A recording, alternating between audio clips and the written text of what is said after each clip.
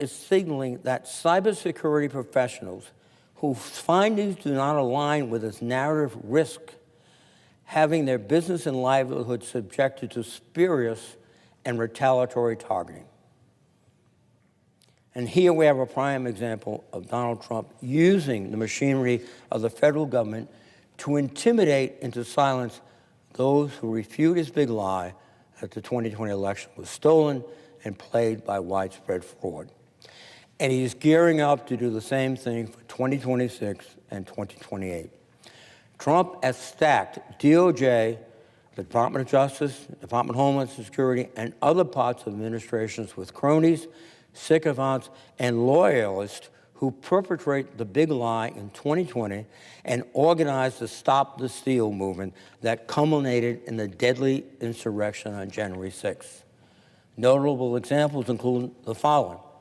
Emmett Dillon, the Assistant Attorney General for Civil Rights Division, who represented President Trump in his campaign in the past and continues to amplify Trump's debunked claims of widespread voter fraud in the 2020 election. Maureen Reardon, the recently departed acting chief of the voting section at DOJ, who is another election skeptic and defender of voter suppression tactics, who has reiterated unfounded claims of widespread voting by non-citizens. Eric Neff, the current chief of the voting section at DOJ, who has been leading this dangerous effort to compel the states, including Rhode Island, to turn over their voter rolls. Mr. Neff has been reprimanded for his past work in the Los Angeles County District Attorney's Office, where he pursued a case against an electronics software company based on evidence provided by a conspiracy-driven election denier group called True the Vote. The charges were ultimately dropped, Neff was put on leave, and the LA taxpayers were stuck paying a $5 million settlement. Ed Martin, the pardon attorney at DOJ. Mr. Martin has represented January 6 rioters in court and defended Trump's claims of voter fraud in the 2020 election. Kurt Olsen, the White House Director of Election Security. Mr. Olsen was a Trump campaign lawyer who worked on the efforts to overturn the 2020 election results, including being part of the Texas Attorney General's attempt to get the Supreme Court to stop 4 swing states from certifying Biden's 2020 victory over Trump. Heather Honey, the Deputy Assistant Secretary of Election Integrity at DHS.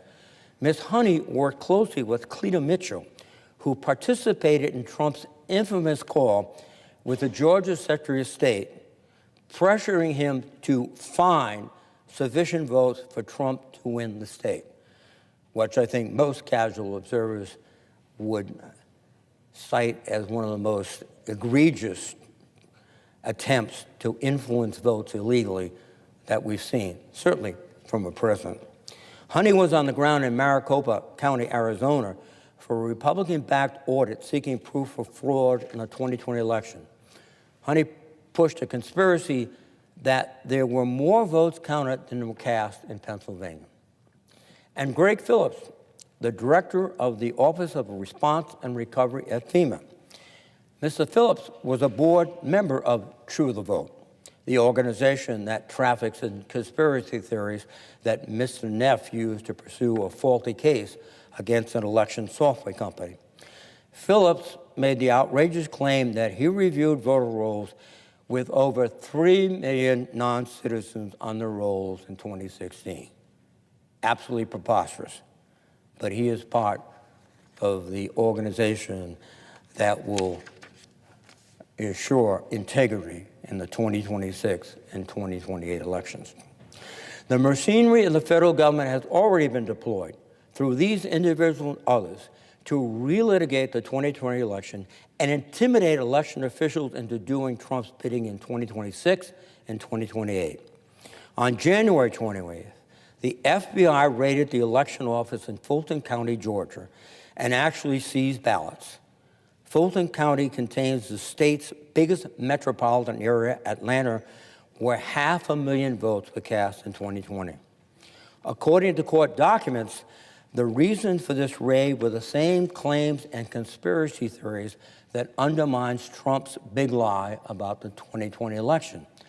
It was based on a referral from Ken Olson, who I discussed above.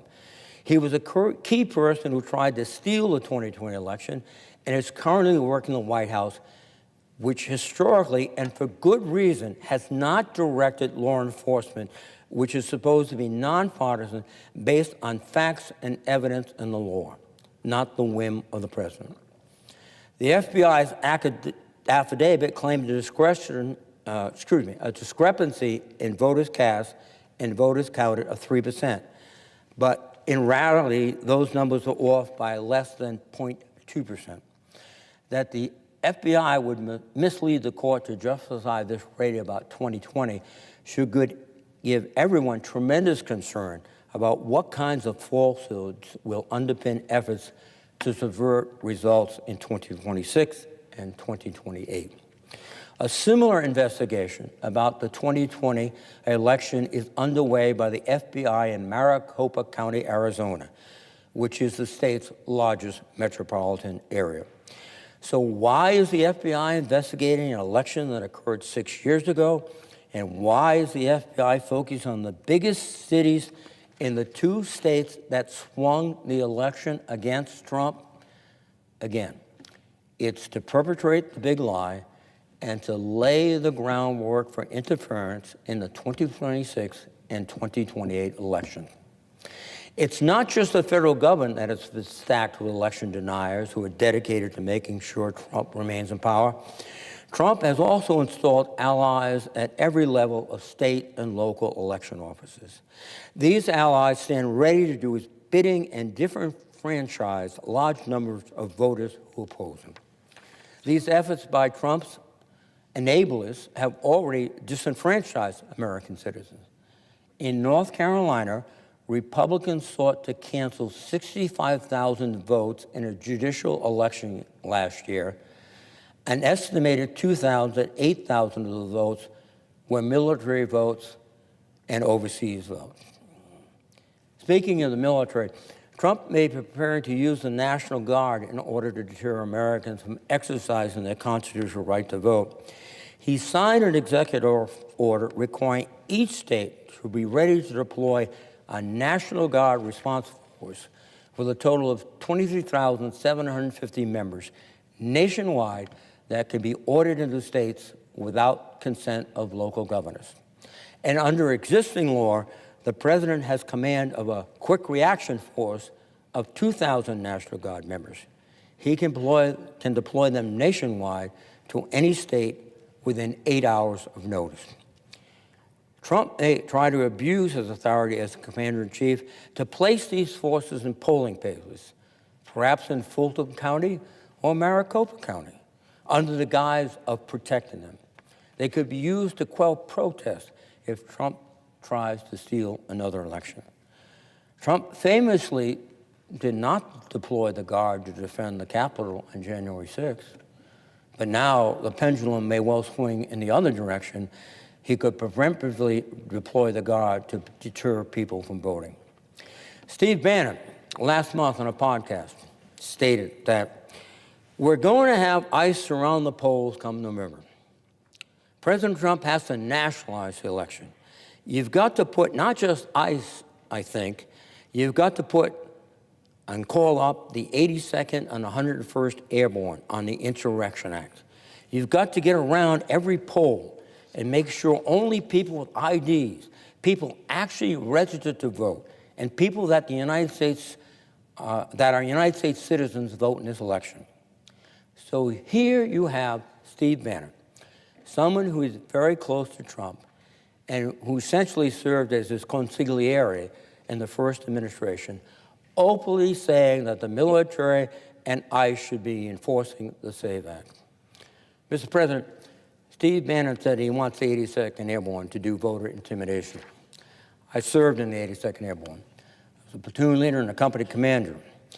It is so offensive to our values as soldiers and so denigrating to the men and women in uniform for Steve Bannon to suggest that it should be turned against their own neighbors, to be conscripted to help the president Trump to cling to power. This is not what happens in functioning democracies. This is what happens under authoritarian regimes and in dictatorships. Unless anyone believes Mr. Bannon's attempt to cult himself as a deeply read intellectual, I would note that it is a criminal offense if military officers do what he has proposed. Section 592 of Title 18 of the U.S. Code says that if a commander sends troops under his command into a polling place, he can go to jail for up to 5 years. I quote, "Whoever being an officer of the Army or Navy or other person in the civil, military, or naval service of the United States orders, brings, keeps, or has under his authority or control any troops or armed men at any place where general or special election is held, unless such forces shall be necessary to repel armed enemies of the United States, shall be fined under the title or imprisoned not more than 5 years or both, and be disqualified from holding any office of honor, profit, or trust under the United States." That's the military force. And this notion of ICE being at the polls is just as concerning. Agents have detained law-abiding American citizens who've gotten caught up in Trump's mass deportation campaign. So there are some citizens who would be justified in thinking that it's still risky to go to the polls lest you inadvertently get picked up. And what's the criteria for ICE to stop, detain, harass people? It seems to be how they look, not what is in their hearts, not that they're dedicated Americans, not that they may be police officers in civilian uniform, not that they may be former veterans. And if ICE were asking people to show their papers before they even enter the polling place, then that adds more time, more process, and more complexity to something that should be quick, easy, and simple. Finally, even if you not cast a vote, the bill contains a dangerous private action, allowing anyone to challenge another voter's registration status. That provision can be used with great effect to challenge large numbers of votes in states and localities that elects non-Trumpers. Even if those claims are meritless and ultimately dismissed, they will tangle the courts up with so much litigation that we will not know the actual election results for months on end. That sows additional mistrust in the process, and depending on the judges who hear these cases, could result in mass disenfranchisement of U.S. citizens who vote. Given the data I've recited about the paltry numbers of non-citizen voters, reviews of the voter rolls after the fact and strong enforcement of existing criminal penalties is more than sufficient to achieve the purpose of allowing American citizens to vote and encouraging them to do so. So, Mr. President, this is not about election integrity or protecting the will of the voters. This is about voter suppression and voter intimidation. This is about keeping Trump and his gang in power. This is about Trump knowing that he's deeply unpopular, that he could be on a path to lose fair and square, and trying to bend the rules and create the machinery for the Department of Justice and the Department of Homeland Security and even the military to do his personal bidding to cling to power. If that happens, if he is successful, then we will no longer be a democracy. Lest anyone still think that this bill is about election integrity and not 100% about Donald Trump's power grab, my Republican colleagues have added two provisions covering the culture war. Provision that denigrate trans rights, Donald Trump's favorite boogeyman, and his personal pet issue having precisely nothing to do with the alleged scourge of non-citizen voting. I am proud tonight to join my Democratic colleagues in sounding the alarm. We want to help our fellow citizens participate in our elections because only their participation will ensure that the government is truly accountable to the people it represents. My Secretary of State, Greg Amore, has said, and I quote, "The SAVE Act deviates from pro-voter and pro-democracy policies that make it easier for people to cast a ballot by placing an undue burden on American citizens. It is allegedly already illegal for non-citizens to vote, and requiring documentation proving citizenship effectively creates a poll tax for voters. President Trump is disregarding our country's separation of powers as the SAVE Act makes its way through Congress. This isn't or should not be a partisan endeavor. Democrats and Republicans shouldn't be afraid to face the voters, all the voters, and compete the basis of our ideas and aspirations. The SAVE Act shows that Trump has a different agenda, consolidating power for himself while subjugating the American people. I hope that my colleagues on both sides of the aisle will understand that and oppose these efforts. Mr. President, I yield the floor.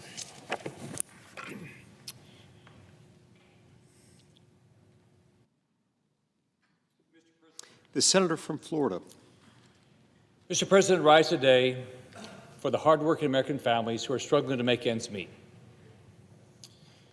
These are hardworking American families who are struggling to make ends meet because they are victims of Democrats' political theater. I grew up in public housing and watched my parents struggle to make ends meet. I saw my adopted dad lose his job. I remember when my dad had his car repossessed. When these things happened, I felt the panic my parents dealt with in trying to keep food on the table for me and my siblings when the next paycheck wasn't guaranteed. I don't wish what my family went through on anyone. I actually ran for governor of Florida and the U.S. Senate because I wanted to change this country so fewer families grow up with the struggle that mine did. So it makes me furious to see what Democrats are doing right now with this political stunt of shutting down the Department of Homeland Security. It's been more than a month since this shutdown began. This is the third time in the last 6 months that the hardworking Americans who work to keep us safe each and every day have had to worry about how they're going to pay mortgages, pay the rent, buy gas, bring home groceries to feed their kids. It's unfair and it's un-American. I think every American has probably felt the squeeze from this shutdown when they go to the airport. TSA staffing shortages have gone through the roof, and that has meant longer screening times at airports across the country. Lines are stretching out the door, and wait times are skyrocketing into hours. People in Atlanta are missing 6 a.m. flights when they showed up to the airport at 3 a.m. in the morning. But the federal employees, the ones who show up to work every day to keep the rest of us safe, are the ones going through the worst of all this shutdown. A union official who represents workers at TSA said, a lot of employees that I've talked to don't have any money in their bank account. They've already missed half a check, so they don't know what bill to pay. This week in my state of Florida, the good folks over at Feeding South Florida distribute food to federal workers who aren't being paid because of this reckless shutdown. Think about the situation that Democrats in the Senate have put DHS workers in. What if your boss called you tonight and said, listen, I need you to come in tomorrow. Your job is absolutely essential to the security of our nation. We need you to help us keep people safe. Millions of people around America rely on you to show up so they can be safe. But management decided not to pay you. And we don't know when management will decide to pay you. What would you do? Who would you call? What would you do when your rent was due? How would you feed your family? What would you do about that car payment coming up? What would you tell your child when you couldn't afford their upcoming field trip or sports lessons? Or forced to cancel the thing that your little boy or girl was really looking forward to? These aren't hypothetical questions for the more than 50,000 TSA agents Democrats are forcing to work without pay right now. But don't just think of them as a number. These are Americans, and here are some of their stories. Alondra Galvin. She's a single mom and a TSA officer currently working without pay because of the partial government shutdown. She's been working for TSA for 2 years. Here's what she said. It's very frustrating for everything. from financial restraints to mental instability. There's times at night I'm like, what am I going to do? How am I going to do it? She says, I'm a single mom right now. My son usually goes to spring break camps, and I can't afford that right now because there's no money coming in. I just don't know what to do anymore. There's no babysitter. I don't have money to pay a babysitter. So it's all around bad. And she's not alone. There are food banks for DHS employees springing up all over the country, in San Diego, Pittsburgh, Chattanooga. Demand has been so great in Las Vegas that supplies are now limited, and they're looking for more donations, according to one report. Most people have drained through their emergency funds, said TSA agent Johnny James. Majority of TSA agents live paycheck to paycheck, he said. A lot of them still have loans or debts from the previous shutdown, he said. In Omaha, Nebraska, one man started a GoFundMe page to raise donations so he could buy meals delivered to TSA employees at Eppley Airfield. Airports across the country are asking for gift donations, gift card donations, so the people who keep our economy going, people who make it safe and possible for other Americans to visit their families, do business, or go on vacation, can keep scraping while Democrat politicians in this chamber can put on a show for the news cameras and fight for illegal aliens. In Nashville, one TSA supervisor noted people are, quote, starting to get eviction notices. She summed the entire situation up when she told the same newspaper, quote, we are forgotten. Let me tell you another story I read about in the Christian Science Monitor. In an article published 2 days ago, they wrote about a woman named Susan. That is not a real name. She asked to remain anonymous for fear of retribution at work. But her story is real, and it is fully verifiable. Susan is a single mother. She has a teenage son.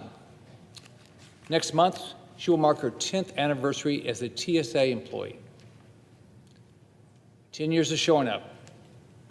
10 years of being the one who checks the bags, scans the boarding passes, and stands between the traveling public and whatever threats might be lurking.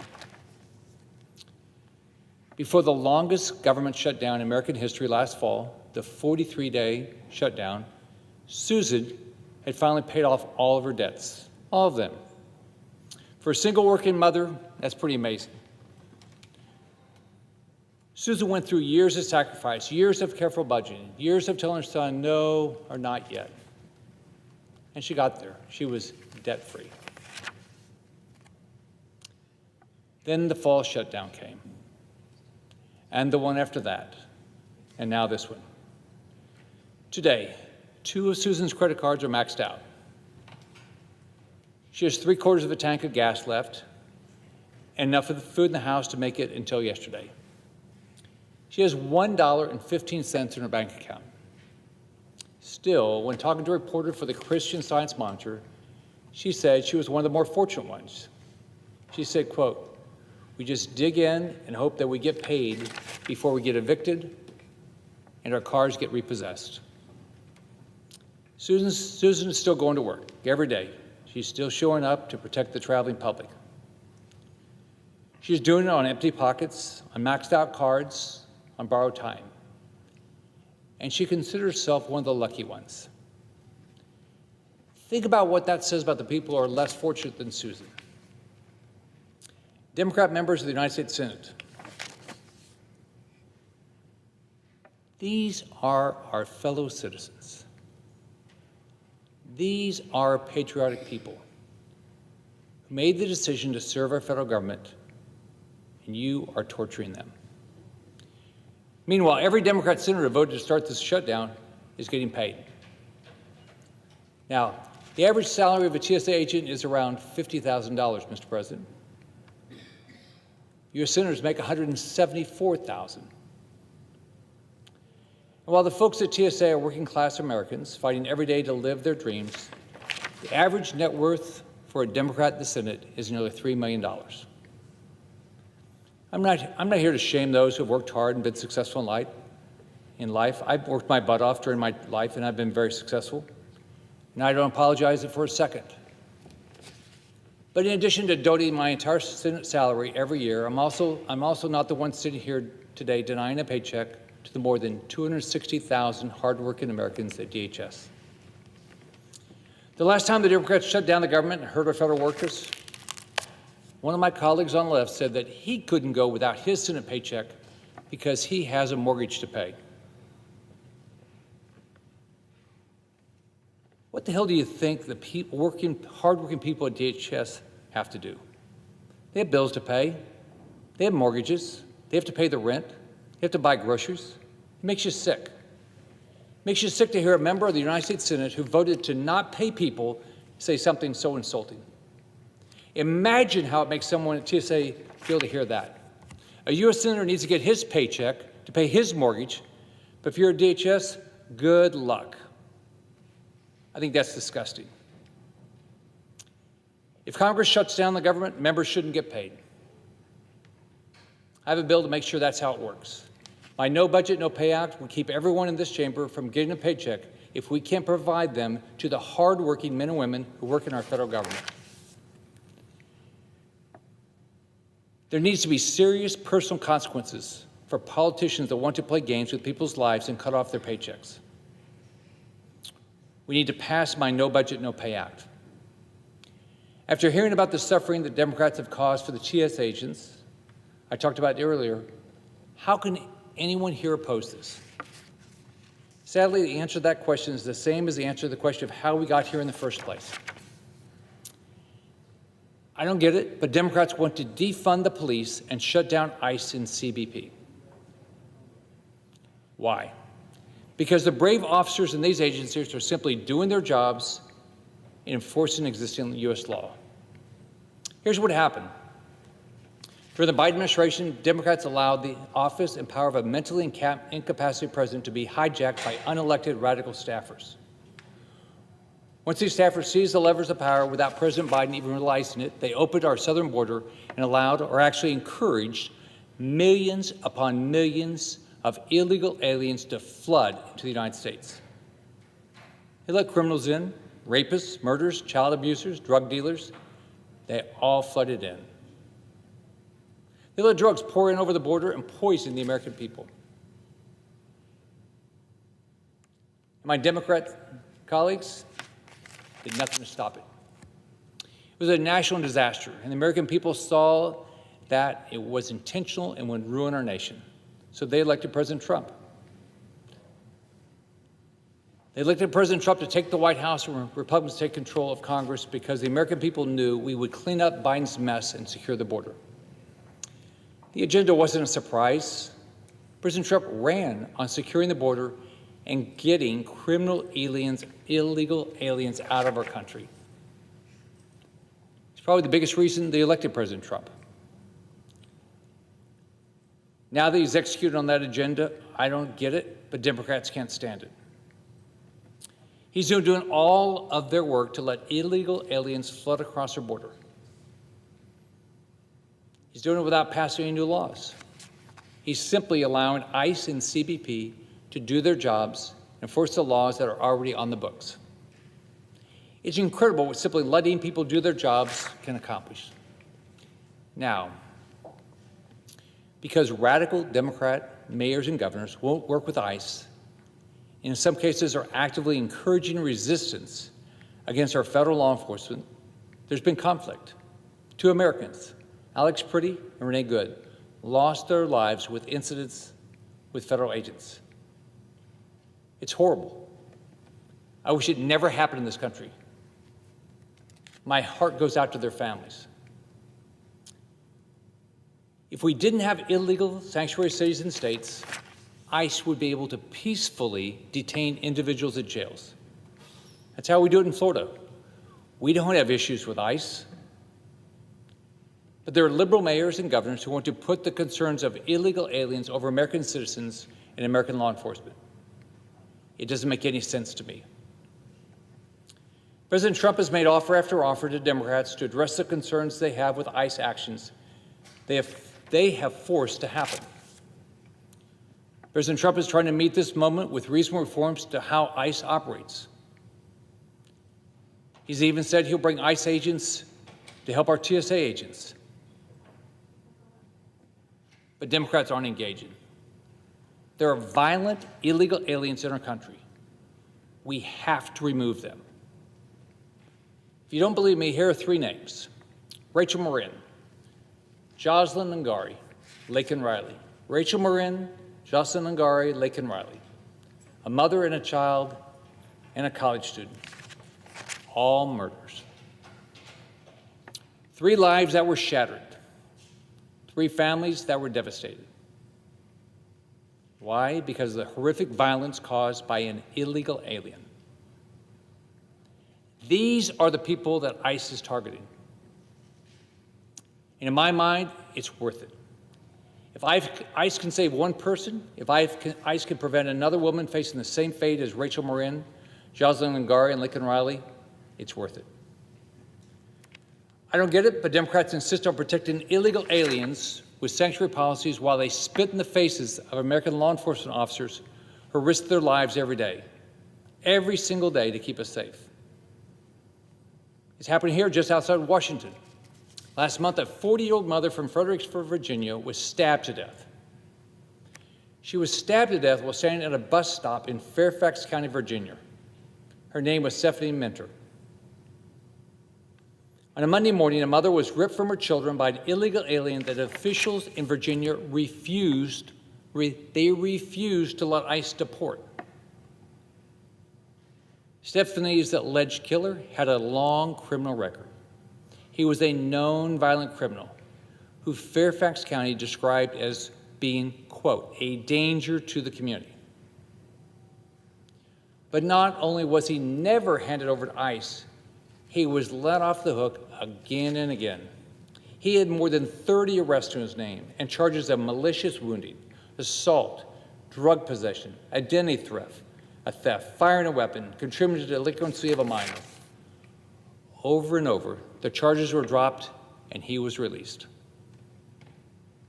But this injustice in Fairfax County wasn't limited to the alleged killer who murdered Stephanie Minter.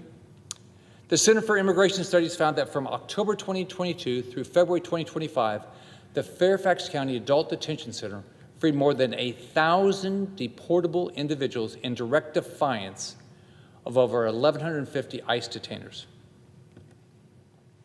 Fairfax County ranked 3rd in the entire nation for refusing to honor ICE detainee requests.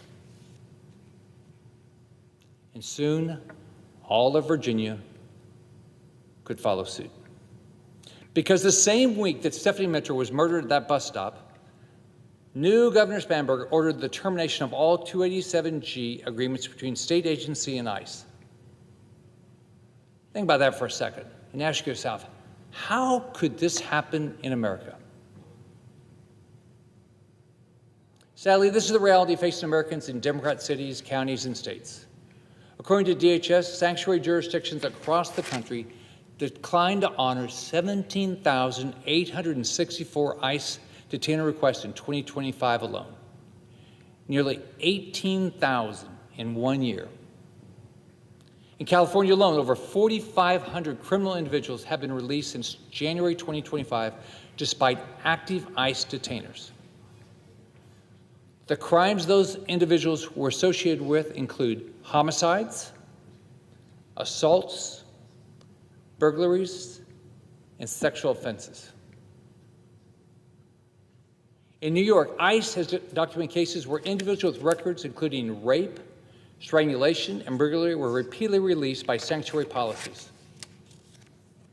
First, Democrats passed sanctuary laws to protect violent illegals that they know their source-funded prosecutors won't go after. Now Democrats are trying to destroy ICE completely so that the very system of brave law enforcement officers, which was established to save the lives of individuals like Stephanie, Laken, Rachel, and Jocelyn, could no longer protect our families. Mr. President, I don't know why the Democrats want to defund our law enforcement. I don't understand why they want to watch as TSA agents suffer without pay. I don't know why Democrats are fine seeing Americans wait hours in line for a flight. The thing I struggle with the most is I don't know why the left is so hell-bent on protecting illegal aliens while letting a mother like Stephanie Minter be stabbed to death at a bus stop. It doesn't make sense to me. I think it's time for Democrats to come to their senses and fund DHS. To the hardworking individuals at DHS, I'm sorry this is happening to you. You absolutely deserve to be paid and respected. You deserve a shot at the American dream. My heart goes out to you and your family. These individuals chose to take a job where every second of their professional life is spent protecting their fellow Americans and keeping their homeland safe. They didn't sign up to not get paid. When they agreed to take these jobs, the federal government made a deal with them that they would be provided for, and we are failing on our end of that agreement. Now, these people who are working full-time, dealing with long lines, very frustrated travelers, and long, brutal days, dead on their feet, many probably working overtime to protect us, are going home to empty refrigerators, overdue bills, and eviction notice because of my Democrat colleagues' political theater for illegal aliens. And if you look at some of the half measures Democrats have put forward to get themselves out of this situation, it's obvious. They do not care about whether TSA, FEMA, and the Coast Guard are paid, and they want to absolutely shut down ICE and CBP. That's just another way of saying they want to defund the police so they can hamstring our ability to enforce immigration laws. Again, not for the benefit of American citizens, but for the benefit of illegal aliens. Mr. President, I think we've had enough of this political theater. We've had enough of the hypocrisy. We need to make sure these individuals get paid. It's unfair to deny paychecks to our TSA agents and more than 200,000 other DHS workers. And we can't allow more heartbreaking stories like Alondra, Susan, Rachel, Jocelyn, Lakin, and Stephanie. America is better than this. And I'm not going to stop fighting until these radical attempts end to put illegal aliens before American citizens. Mr. President, I yield the floor. President. The senator from Maine. Mr. President, I'm somewhat perplexed by the comments of my colleague because 6 times in the last week and a half, measures have been put forth on this floor that would pay TSA, would pay the Coast Guard, would pay FEMA, would pay CISA, and his party blocked every one of them. And there was a vote just today that would have led to the funding of TSA, and I don't know how the gentleman voted, but I suspect he voted no. So this idea that somehow this side of the aisle is defunding and not voting for these other agencies is just not true. There have been 6, at least, in the last week and a half, motions to move forward with the funding of the non-ICE agencies. And each time, a representative of the party across the aisle has risen to object. So let's be clear, who's blocking funding for TSA? It's not over here. We're ready to fund it tonight. We had a vote a few hours ago that would have funded it. So let's be clear about who's blocking funding for TSA. It's right over here. The second piece is, why are we talking about ICE? If ICE, as the senator suggested, was talking about criminal aliens, we wouldn't be here having this debate. The problem is that's not what's happening. In my state of Maine, in Portland, we had an ICE surge back in January and February, similar to what happened in Minneapolis. It wasn't as large, it wasn't as violent, but it was nonetheless a similar kind of surge where a lot of agents came in and a lot of arrests were made. We've had a hard time getting the actual data, but here's what we do know. Over 200 people were arrested or detained, many of whom were sent far away to Louisiana or Texas or somewhere else. But the website, I just looked it up. DHS actually has a website called The Worst of the Worst, where they give you the picture and the name and the crime of the people that they've arrested to demonstrate that, in fact, this is what they're doing. Here's the problem. What we know is they arrested or detained somewhat over 200 people, and the DHS Worst of the Worst website lists 21. That's 10%. Who are the other 90%? I can tell you from knowing from my constituents, a lot of them were people who were asylum seekers, who were paying taxes, who were working, people who were refugees. One guy was approved to be a prison guard in our local county jail. So if it were the worst of the worst, and the senator kept using terms like criminal illegal aliens, and he gave these horrible cases, if that was what ICE was doing, we wouldn't have a problem. The problem is the untargeted mass searching and picking up people because of their accent or because of their color.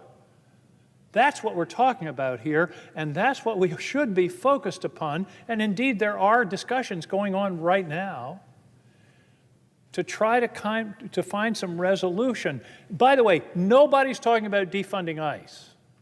Nobody that I've heard of is talking about defunding DHS or defunding the police.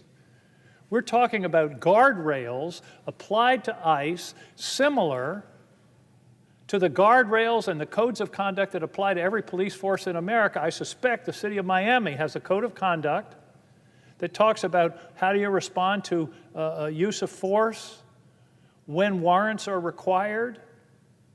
They may also have something about identification. Those are the kinds of things that we're talking about. We're talking about guardrails. We're not talking about defunding anybody. So let's be honest with the American people about what this debate is about. And I believe deeply, I understand about TSA and the Coast Guard, which is very important to my state. They should be getting paid. And that's why, starting several weeks ago, this side of the aisle has brought forward unanimous consent agreements that would have funded those agencies, only to be objected to. And if we could go have one of those unanimous consent agreements tonight or tomorrow, we can get those agencies funded right away and then focus on what the issue is that divides us. And there are discussions going on with your colleagues and with the White House to try to resolve some of those issues.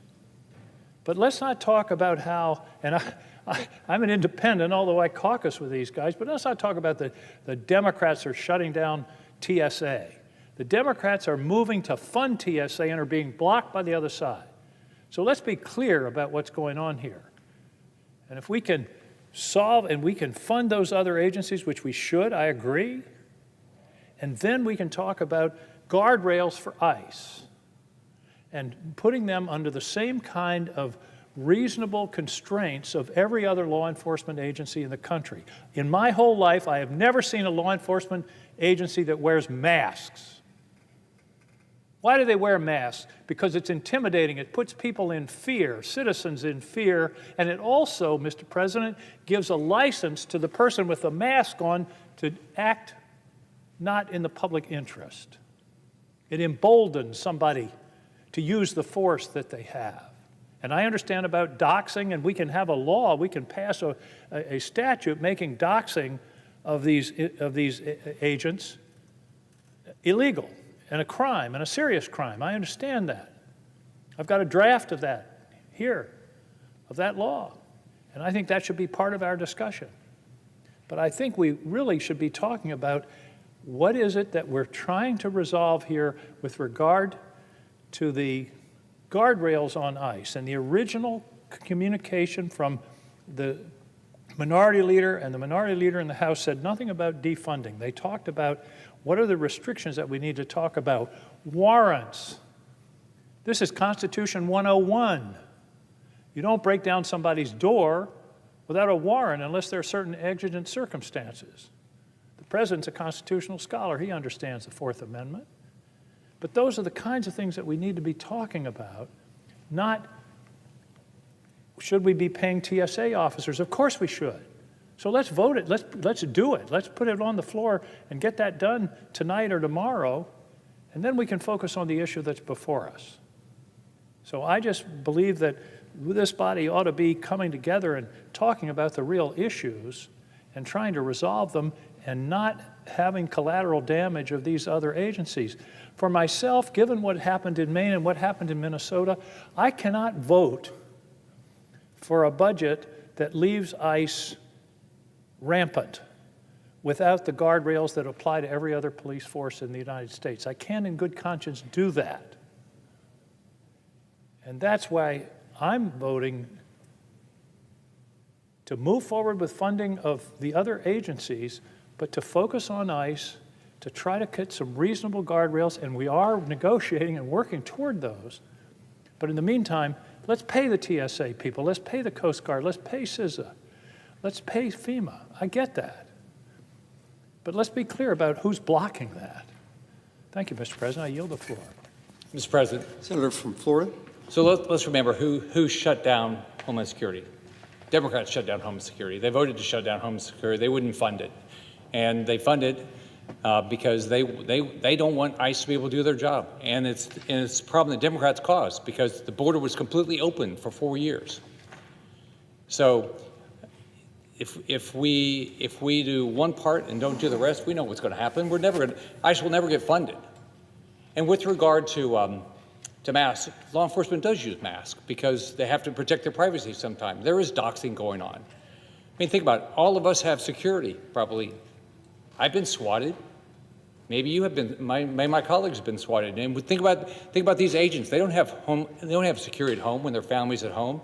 And there's websites out there that when they find a picture of an ICE agent, they're putting it up on these websites to try to intimidate their families, intimidate their kids.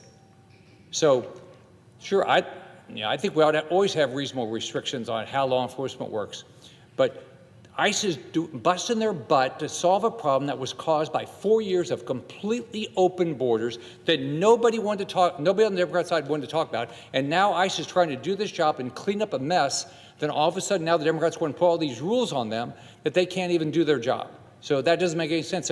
And I want to tell my colleague, I mean, the White House proposed things, and for so many weeks, Democrats didn't come back with any proposal. So I'm glad there's conversations going on now, but in the meantime, all these TSA agents haven't gotten paid. Some ICE agents are not getting paid. This is completely unfair.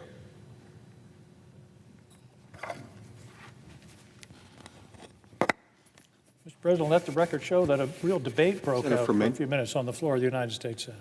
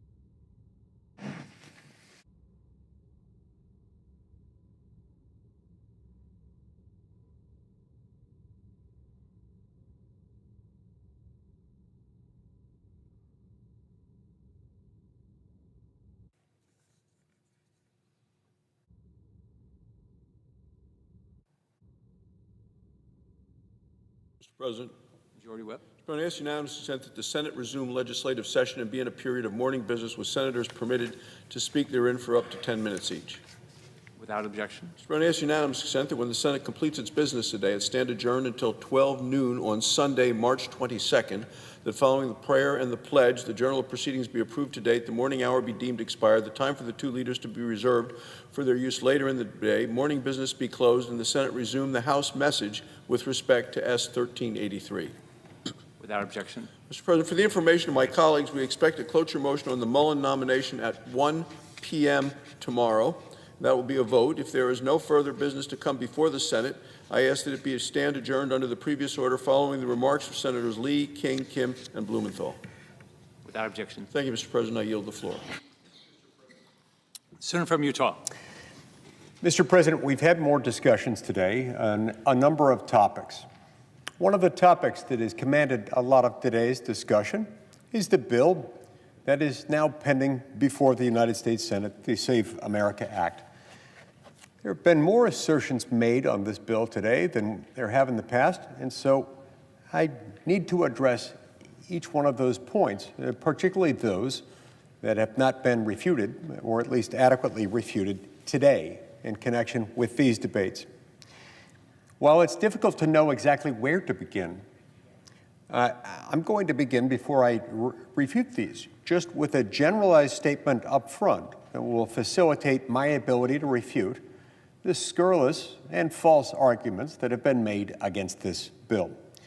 Now, although some of these arguments have been mingled with truth, they are almost entirely false, built on lies, built on blatant mischaracterization of the legislative text now pending before the Senate, based on a mischaracterization of the legal status quo and the effect of existing laws, based on mischaracterizations of the Constitution, based on mischaracterizations of the individual motives of lawmakers in this body, something that we're not supposed to call into question, but that has been called into question on a number of occasions today.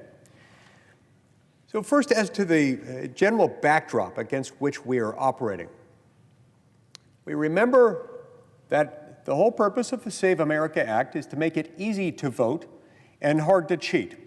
We remember the fact that the purpose of the Save America Act is to do this through a two-step mechanism, one that focuses on requiring proof of citizenship at the time of voter registration, and another that requires photo ID at the time and place of voting. The whole reason that this law became necessary, that this bill, this legislative project, came into existence about 2.5 years ago, was that Congressman Chip Roy and I, Congressman Roy comes from Texas, he and I were talking, and having been informed by some experts in this area, we pieced together a number of features, legal, factual, historical developments that have converged into one, producing a massive gap in our election security. Remember that the National Voter Registration Act of 1993 has been interpreted by the Supreme Court in Arizona versus Intertribal Council of Arizona as prohibiting the states from doing any follow-up to verify, to confirm, or refute someone's citizenship. Although federal law does, in fact, as has been noted repeatedly today on the floor of the Senate, it does, in fact, require that you be a U.S. citizen to vote in a federal election. That doesn't enforce itself. And in fact, that criminal prohibition against non-citizen voting in federal elections has become more or less impossible to enforce because non-citizen voting is nearly impossible to detect under the status quo. Because of the Supreme Court's ruling in Arizona versus Intertribal Council of Arizona in 2013, the states can't ask for proof of citizenship for anyone who registers to vote at a DMV through an NVRA form at a DMV while applying for a driver's license and simultaneously going through the process of registering to vote. And remember, all you have to do with an NVRA form at the DMV while you're applying for a driver's license is check one box saying, yes, I would like simultaneously to register to vote. The only further act is to sign your name, certifying that you are, in fact, eligible to vote. That is the end of the inquiry. And there can be no more inquiry, and that is part of what's causing so much of a problem. Now, decades ago, there were simply fewer non-citizens in the United States. In many instances, it was difficult to get a driver's license if you were a non-citizen, especially if you were an illegal immigrant. And that, too, has changed. We've now got 30 million plus non-citizens in this country. We've got 10 to 15 million illegal immigrants in this country, specifically illegal immigrants who arrived between that 4-year period between January 20th of 2021, the day President Biden took office, and January 20th, 2025, the day President Trump became president for the second time. This veritable flood of illegal immigration, a mass-scale border invasion invited by the Biden administration, contrary to our laws, brought these circumstances about. And by doing that, so when you merge that with the fact that we've got a lot of non-citizens here generally, coupled with the fact that it's impossible for the state to ask for any type of proof of citizenship for someone registering to vote at a DMV through an NVRA supplied form, you've got a recipe for disaster. A recipe for disaster that we've never had previously in this country. All right, so as to the arguments, they're picking apart arguments with it. Now, these arguments, first of all, are themselves at odds with how the American people approach this. The American people understand that it's not that big of a deal. It's not the end of the world. It's certainly not Armageddon to suggest that somebody ought to show who they are and that they have the right to do what they want to do. To establish that they are citizens when they register to vote, to establish on the day of voting at the polling location that they are the person indicated on the voter registration file. The American people overwhelmingly understand and accept the fact that this isn't that big of a deal. Sure, it might be an incremental burden for some, but it's not going to be a problem, and it's a problem that Americans are used to dealing with. You don't go to the bank or to the pharmacy or to the doctor's office or to a hospital. You don't apply for a hunting license or a fishing license. You don't buy a gun. You don't go through TSA and travel. You don't do any of these things and much, much more without being able to prove who you are and that you have the right to do the thing that you were about to do. And the same is true at the Oscars, the Grammys, the Emmys, the Super Bowl, and the Democratic National Convention. You cannot get into and participate in the Democratic National Convention unless you show up with voter ID and credentials. What else is like that? Oh, yes, I know, the United States Senate. You can't come to the United States Senate. You can't cast a vote in the United States Senate. You certainly can't make it into this chamber without ID and without credentials establishing that you have the right to be here as a senator, the right to vote as a senator, to make laws as a senator.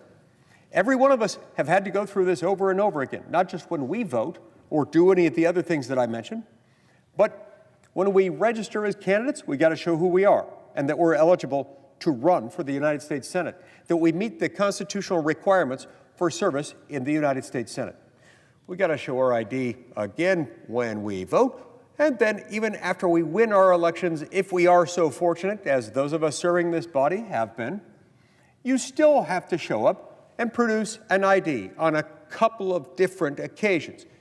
You have to show your ID and your birth certificate or a U.S. passport in order to establish your citizenship just as you would with any other job.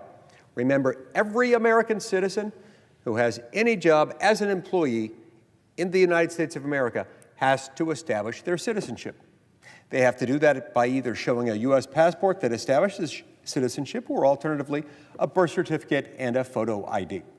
So we've got to do that here just like any other government employee, any other private sector employee in America.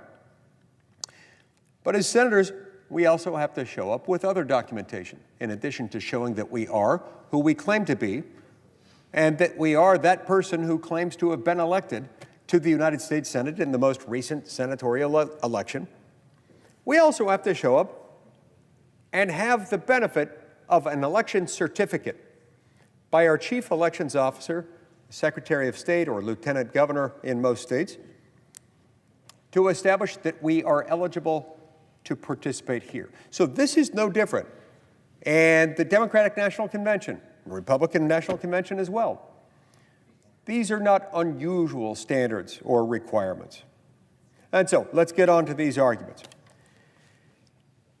Over and over and over again, and we heard this both from the senior senator from Rhode Island and from the junior senator from Rhode Island, among others, over the last few days.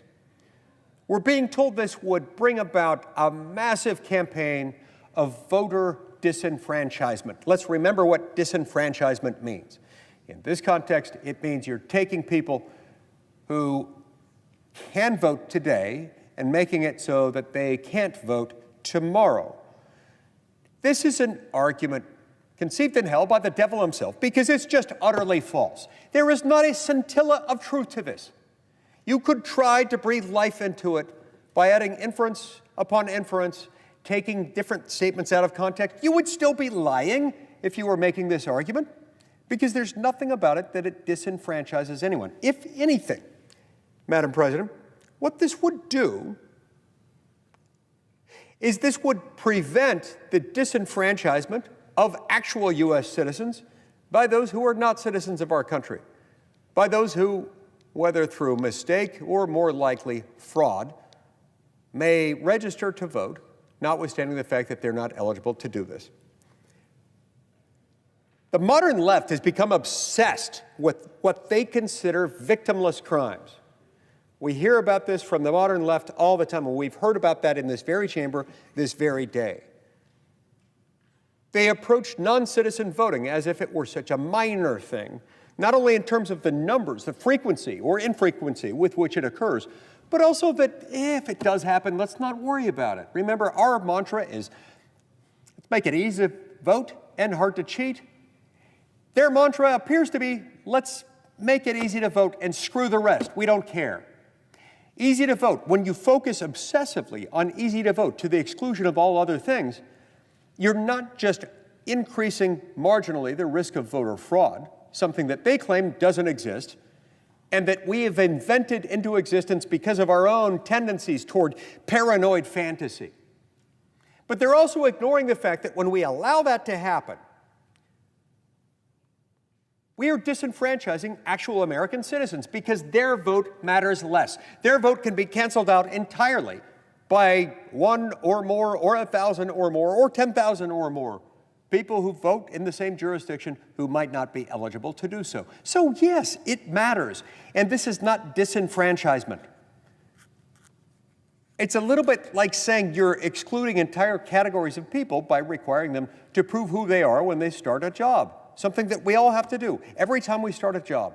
And somehow the American economy continues to function. Somehow men, women, people of every race and combination of races imaginable in America do every single day. Most of us do that many times in a single career. We start a new job, we prove who we are. When we go to the DMV, we have to prove who we are. When we get pulled over in our car, we prove who we are. Why is this any different? Well, they say, well, it's a constitutionally protected right. Darn right it is. And it's our job to make sure that that is protected. But the fact that it's a constitutionally protected right in no way, shape, or form means that we have to make it easy to vote and screw the rest. Let's let them cheat. That's not a rational conclusion. Unless, of course, your objective is to facilitate non-citizen fraudulent voting in our elections to the disenfranchisement of actual American citizens who were there to vote. This is not a victimless crime. And shame on my colleagues for suggesting otherwise. We also heard, this one was from the junior senator from Rhode Island, and we heard it multiple times, not only from him, but from the senior senator from Rhode Island, that it requires a passport to vote under the Save America Act. This is not just a lie, this is a damned lie. Because the plain black and white text of the bill makes very clear that there are a zillion ways that you can prove your citizenship. Now, there are a couple of them that are easy, that are familiar, that roll off the tongue because we use them elsewhere.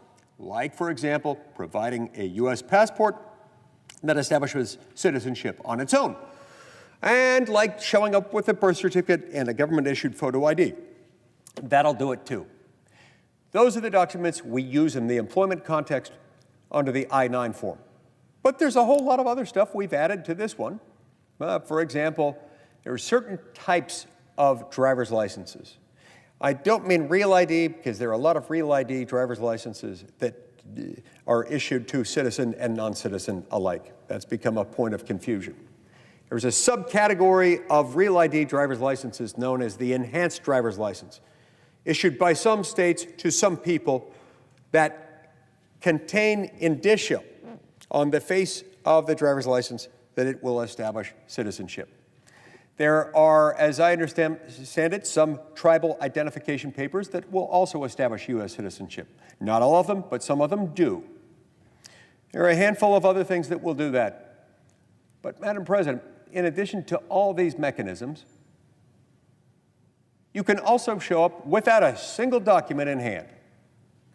If you don't have them, you can't find them, you lost them, your house burned down, whatever it is, you can show up and you can fill out an affidavit, a sworn affidavit saying, I, Mike Lee, swear under penalty of perjury that I am a citizen of the United States, and this is where I was born. If you're a natural-born citizen, as I am, as I think most of us here are, I was a citizen as of the moment of my birth by virtue of the circumstances of my birth when I was born on June 4th, 1971 in Mesa, Arizona, to U.S. citizen parents. If you are not and those are the basic facts, you outline the basic facts of how it is that you became a natural-born citizen, enough facts so that the state election official knows what to look for, knows where to look, and can confirm or refute the existence of your citizenship as a natural-born citizen. You shift the burden onto the state. It doesn't cost you a dime.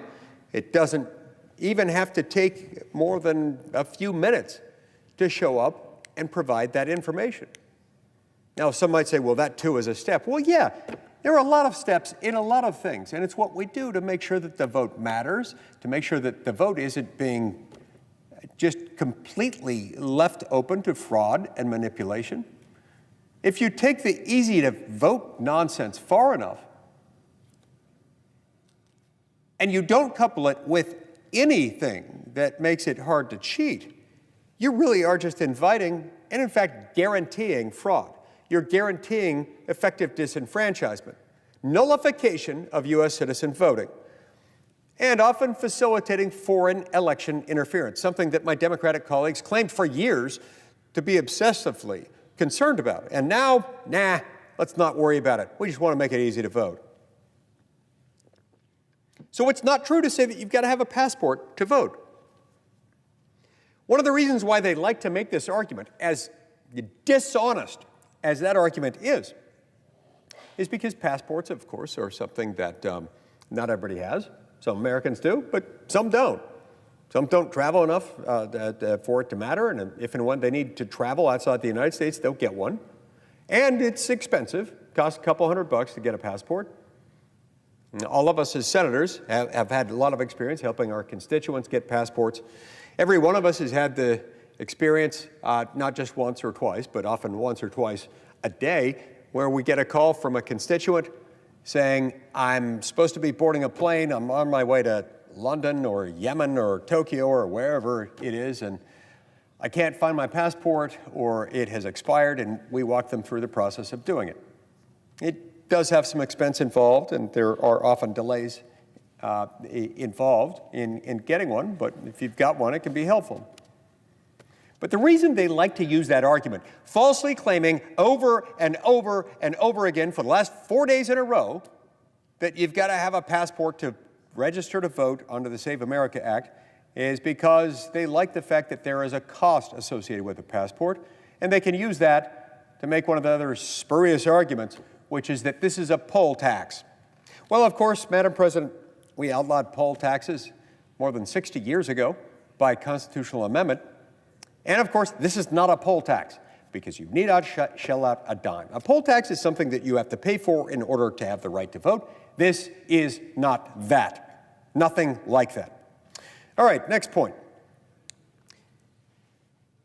My colleagues continue to argue that every part of this is so fraught with peril, including the very basic elements of what, under this law, the states would need to do to coordinate with and share voter registration data with the relevant federal agencies, primarily those within the Department of Homeland Security who operate the already existing SAVE database, so that this coordination can occur between state elections officials, those who maintain their voter rolls, and the federal personnel who maintain this database. The argument that they're making is that even those parts, even the sharing of data between state officials and federal officials, just to make sure that we don't have non-citizens voting, because some of that's going to happen. Particularly with this many non-citizens in the country, the ease of going into a DMV and applying for a driver's license and simultaneously checking a box and signing your name to register for to vote. Given how easy it has become to do that, it is an absolute certainty that you're going to have a number of people who are not citizens who will register to vote. Now, some of them might be doing it deliberately. I suspect there are quite a few who might do it inadvertently. There may be language barriers involved, and they think they're supposed to check that box and they'll sign their name. They might not know entirely what they're doing, or they might not have a complete understanding that whatever their immigration status is, it doesn't allow them to vote. The point is this: it is a known fact that we have a lot of registered voters in this country who are non-citizens. Let's talk about how we know that. In the first instance, we've got a small handful of states, but a growing number of states that have begun a systematic review of their own voter registration files.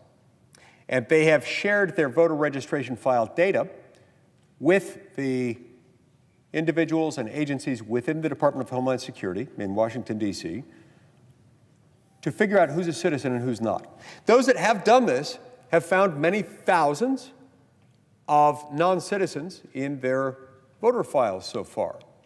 My head goes off to those who have done it. This is the responsible citizen thing to do. And they've gone through the process of figuring out how to correct the errors.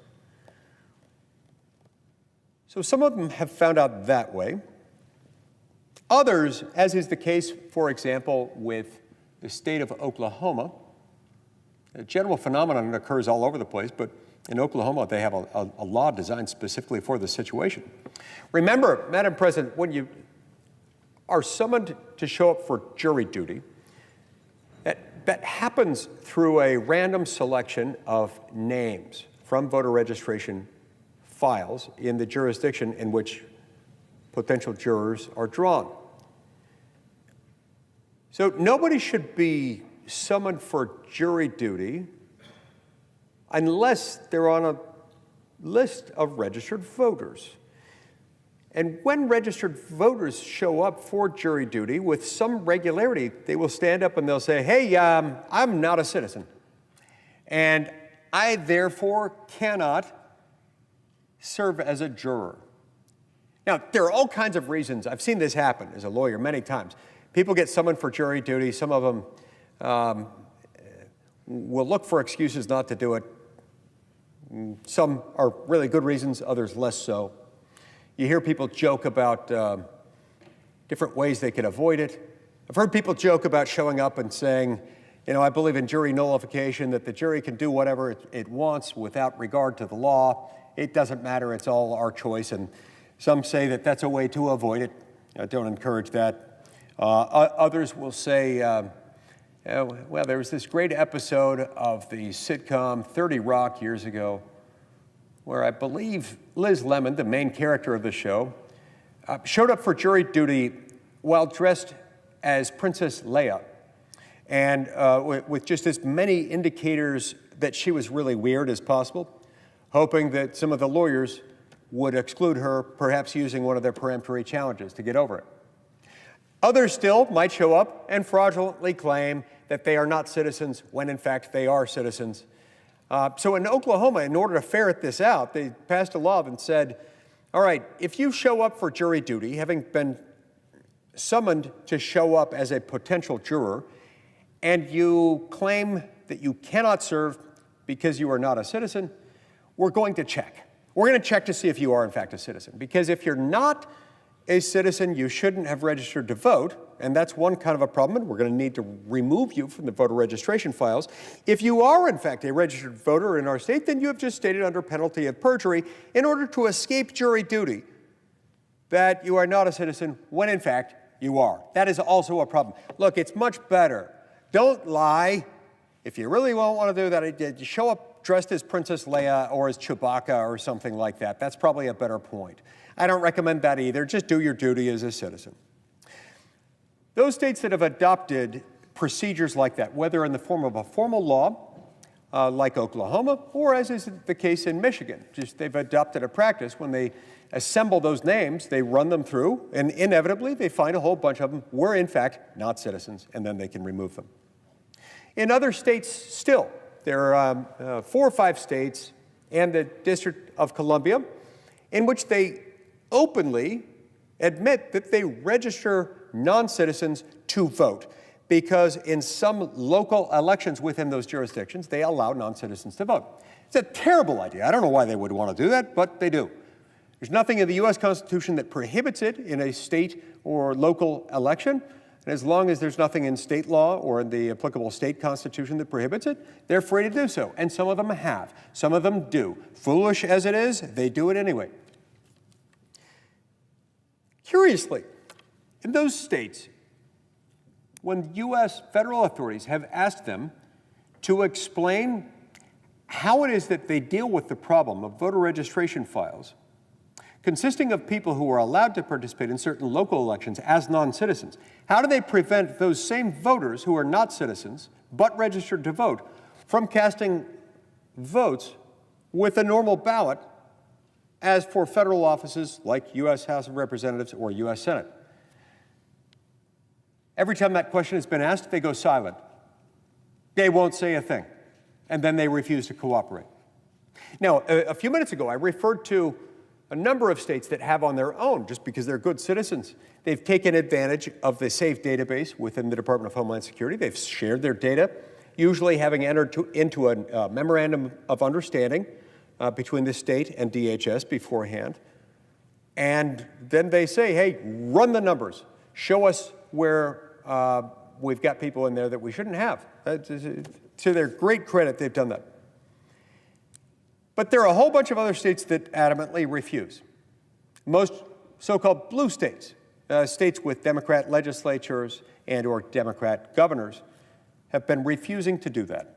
And so they have no idea, or at least we have no idea, how many non-citizens might be registered to vote in those states. So this is kind of a problem. Anyway, back to the argument made, I believe, by both of the Rhode Island senators. Boy, the Rhode Island senators sure had a lot to say today. They just didn't have a lot of good things to say about the Save America Act. And by good things, I don't mean that they were criticizing it. I mean they were using really bad arguments that are not rooted in truth and that are made with either knowledge of their falsity or reckless disregard as to their truthfulness. So this is where it gets interesting. They argued, we can't even trust the states. The states can't even trust the Department of Homeland Security or anyone in the Trump administration with that data that under the Save America Act they would be required to supply to the Department of Homeland Security for this review. We can't. Why? Well, the argument, they use a lot more words to say it, but it basically boils down to 3 words: orange man bad. Now, that's not a good reason. That's a lame-ass argument to get to a very simple point. They're saying, we don't trust the U.S. government with data because some of it contains personally identifying information. Well, Madam President, welcome to the U.S. government. They know everything about us. There is no fact that they do not have on us, on every American citizen. Like it or not, we do everything we can, and we do everything we can in this legislation to make sure that privacy is respected. But with or without that information being handed over by a state election official to the Department of Homeland Security for the sole purpose of ascertaining voter eligibility, it does nothing to maximize or further protect the privacy of the American people. Nor are my Democratic colleagues saying or even suggesting in any way, shape, or form that they want to undo all the thousands, or not millions, of other instances, areas in which they collect a whole lot of data, including a whole lot of personally identifying data on U.S. citizens.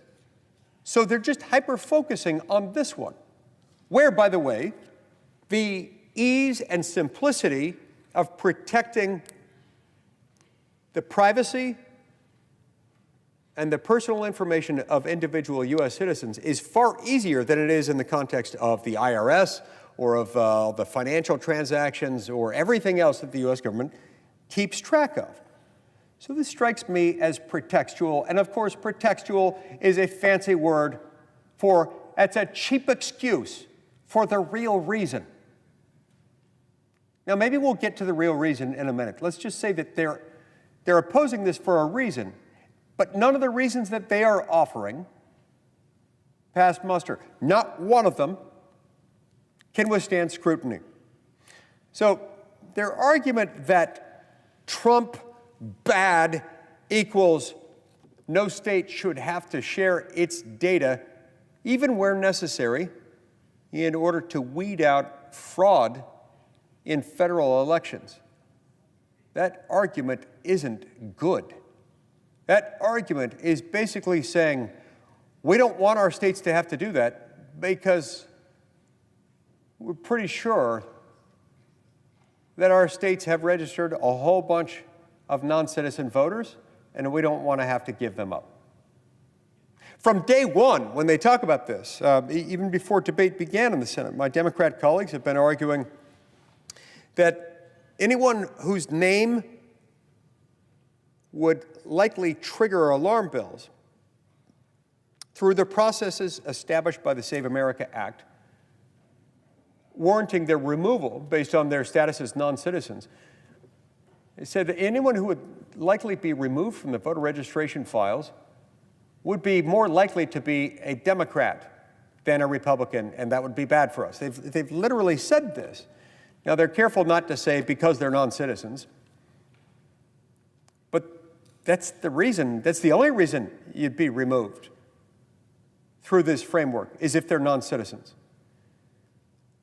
And so when they say over and over again, this is going to disenfranchise people, it's going to take away their vote. Well, yeah, if you're a non-citizen, but if you're not, it's not going to.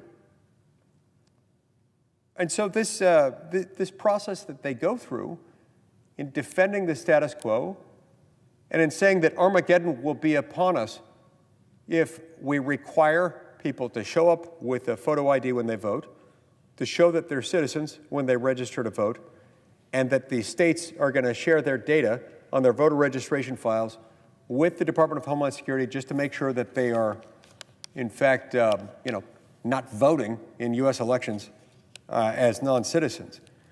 When they object that strongly to it, it makes you wonder why they're so upset. And I think the question answers itself. It speaks for itself when they freak out over something like this. They have no problem with any of the other myriad areas in which voter ID is required or photo ID is required. In fact, Madam President, in the last Congress, when President Biden was still in office and when the Democrats had the majority in this chamber, we're talking just a little over a year ago, every Democrat in the Senate then joined in and supported legislation that contained a voter ID element. So the voter ID component of it is, most of them have said they're okay with it. And then when we tried to offer that one up and pass it by unanimous consent at the motion of our friend and distinguished colleague, the junior senator from Ohio, who's got probably more knowledge of how elections work and state election systems operate than any other member of the House or Senate, past, present, or future. This guy is sort of he's the Einstein of election systems. So he offered that up, accepting at face value our Democrat colleagues' repeated insistence that they don't have a problem with voter ID requirements, and it still drew an objection. Now, it drew an objection that made no sense because the objection articulated had nothing to do with voter ID. At least that's how I heard it. So that was kind of an issue. All right, next argument. This one came specifically from the junior senator from Rhode Island, who, if I've got this right, falsely claimed that the Supreme Court of the United States has said that it's unconstitutional to ask a registering voter for proof of citizenship. Now, if I misunderstood that, I hope and expect to be corrected. But I don't think I did. I think that was the argument. And if that was the argument, that argument is a lie. It is absolutely false. It is not only guilty of being false, it is innocent of being true. The Supreme Court ruling to which he's referring is this case called Arizona versus Intertribal Council of Arizona. Now, it was wrongly decided, but it's conclusive nonetheless. The majority opinion reached this conclusion. It did not say it's unconstitutional to ask a registering voter for proof of citizenship. Far from it. It said that based on the text of the 1993 NVRA as passed by Congress, that the text, as a matter of statutory interpretation, preempts, prohibits any state using the NVRA form at a DMV from asking any driver's license applicant simultaneously registering to vote to also establish citizenship. That, Madam President, is a statutory conclusion, one that we are free to change. It is not a constitutional mandate. It is far from a constitutional mandate. Now, if that's what my friend and colleague, the distinguished junior senator from Rhode Island, meant to say, then he is just plain wrong. But by saying that, he's suggesting that we are powerless, absent a constitutional amendment, from requiring any registering voter to provide proof of citizenship, which would make no sense, by the way.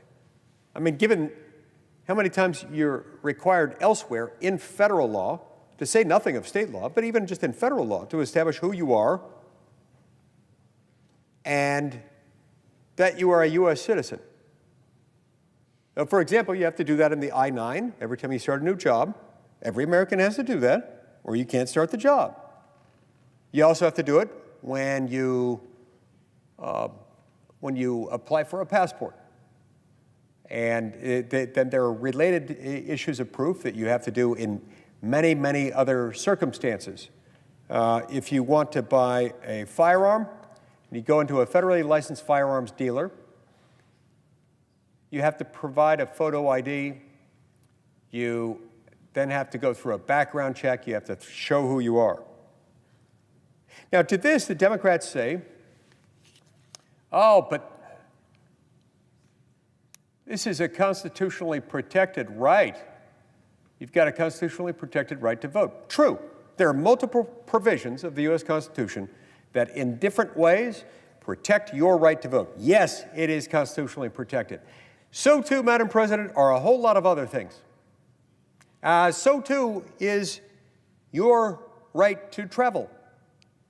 And yet your right to travel is not unqualified. If you want to travel in and out of the United States, then you're going to have to get a passport. If you want to travel between two states or even two cities through commercial air travel, you're at a minimum going to have to show a driver's license. And yet, the right to travel is constitutionally protected. The right to bear arms is constitutionally protected, as is the right to vote. So the fact that something is constitutionally protected doesn't mean that there are and can be no guardrails around that to make sure that you are a person who is allowed to exercise the constitutionally protected right in question. That never has been the case, and it never will be the case. You still don't escape the need to establish who you are and that you have that right. Next comes the argument made repeatedly by both the junior senator from Rhode Island and the senior senator from Rhode Island that this will somehow disenfranchise women. This has to be one of the dumbest arguments that I have ever heard, not just in connection with this bill, with the Save America Act, Madam President, but with any bill ever debated in the 15 and a half years I've been in the United States Senate. I find it utterly offensive to suggest that women just can't possibly be expected to get their stuff together enough to establish who they are, that they're citizens. Or, as the argument goes, women who get married and change their name upon getting married are never, ever going to be able to prove who they are after they change their name, because after all, their parents couldn't have known what their married name would be when they were born, so we just can't pass this law. This is really, really dumb. I mean, first of all, we have a lot of women serving the United States Senate, every one of whom had to prove their citizenship, had to establish their election certificate, and many of whom have been married and changed their name in connection with that. And it's not just the women at the United States Senate, it's all women everywhere. And I know a lot of women. I have 5 sisters, Madam President. My wife also has 5 sisters. Between us, that's 10 sisters. That is a lot of sisters. Every damn one of them knows how to establish who they are and that they are entitled to vote. This is not a problem. And they're all married, and they all have married names that were different than the name listed on their birth certificate. It is not a problem. And it's not just my family that's like that. I would imagine that Madam President's family is the same way. Women are no less capable than men of establishing who they are and supplying the necessary documentation. Now, of course, what they say is, well, but what if they did? What if they did get married?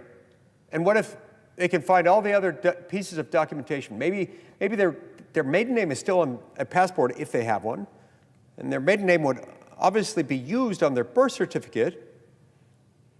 Well, that's not a problem either. For the same reason, Madam President, that's not a problem if you don't have any documentation.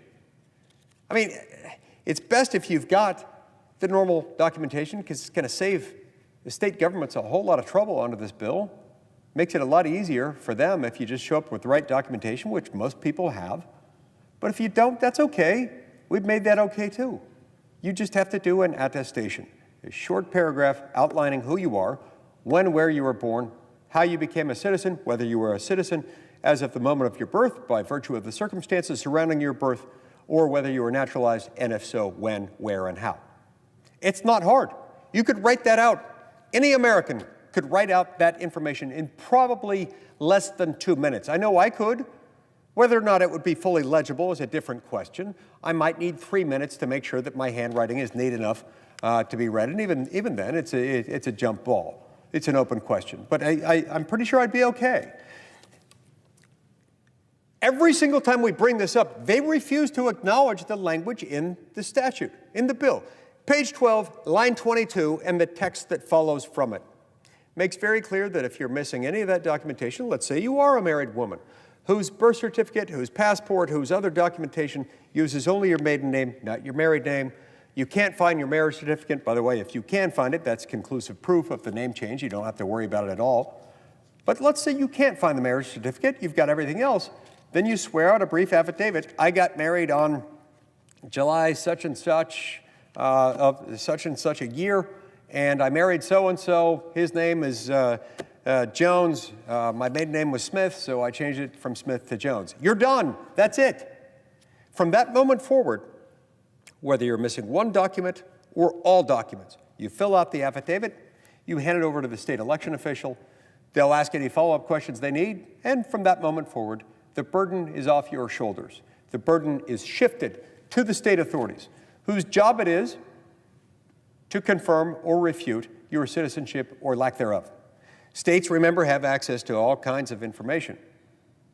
Birth certificates issued in that state. I believe many, if not most, if not all states, have reciprocal arrangements with other states where they can confirm, refute information on each other's databases about birth, death, records, and so forth. This is not hard. And yet they refuse to acknowledge that language.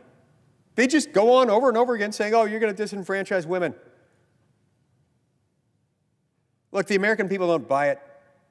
And the American people know that when you raise bullcrap arguments over and over and over again, you're not taking the American people seriously, especially when you insult their intelligence and their competence by saying that vast swaths of people, and I've heard everything under the book, you name it, heard it stated with regard to rural Americans as opposed to more urban Americans or suburban Americans, people of certain ethnic or racial backgrounds, men, women, old people, young people. They tried to otherize just about everybody imaginable and say that certain subgroups will somehow be disenfranchised, disadvantaged. This is all nonsense, and it all ignores the same central feature in the bill that makes this tremendously easy.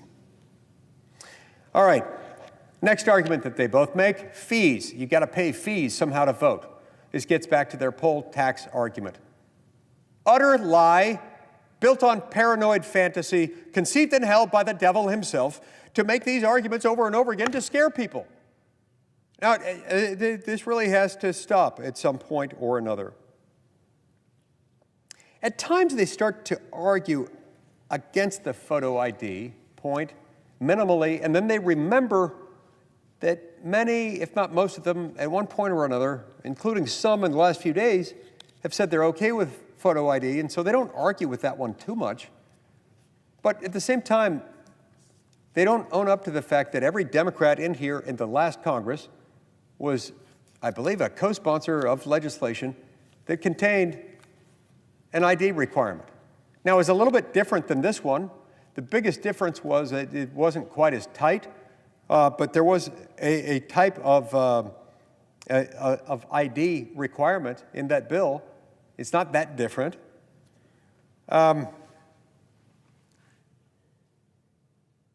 Now,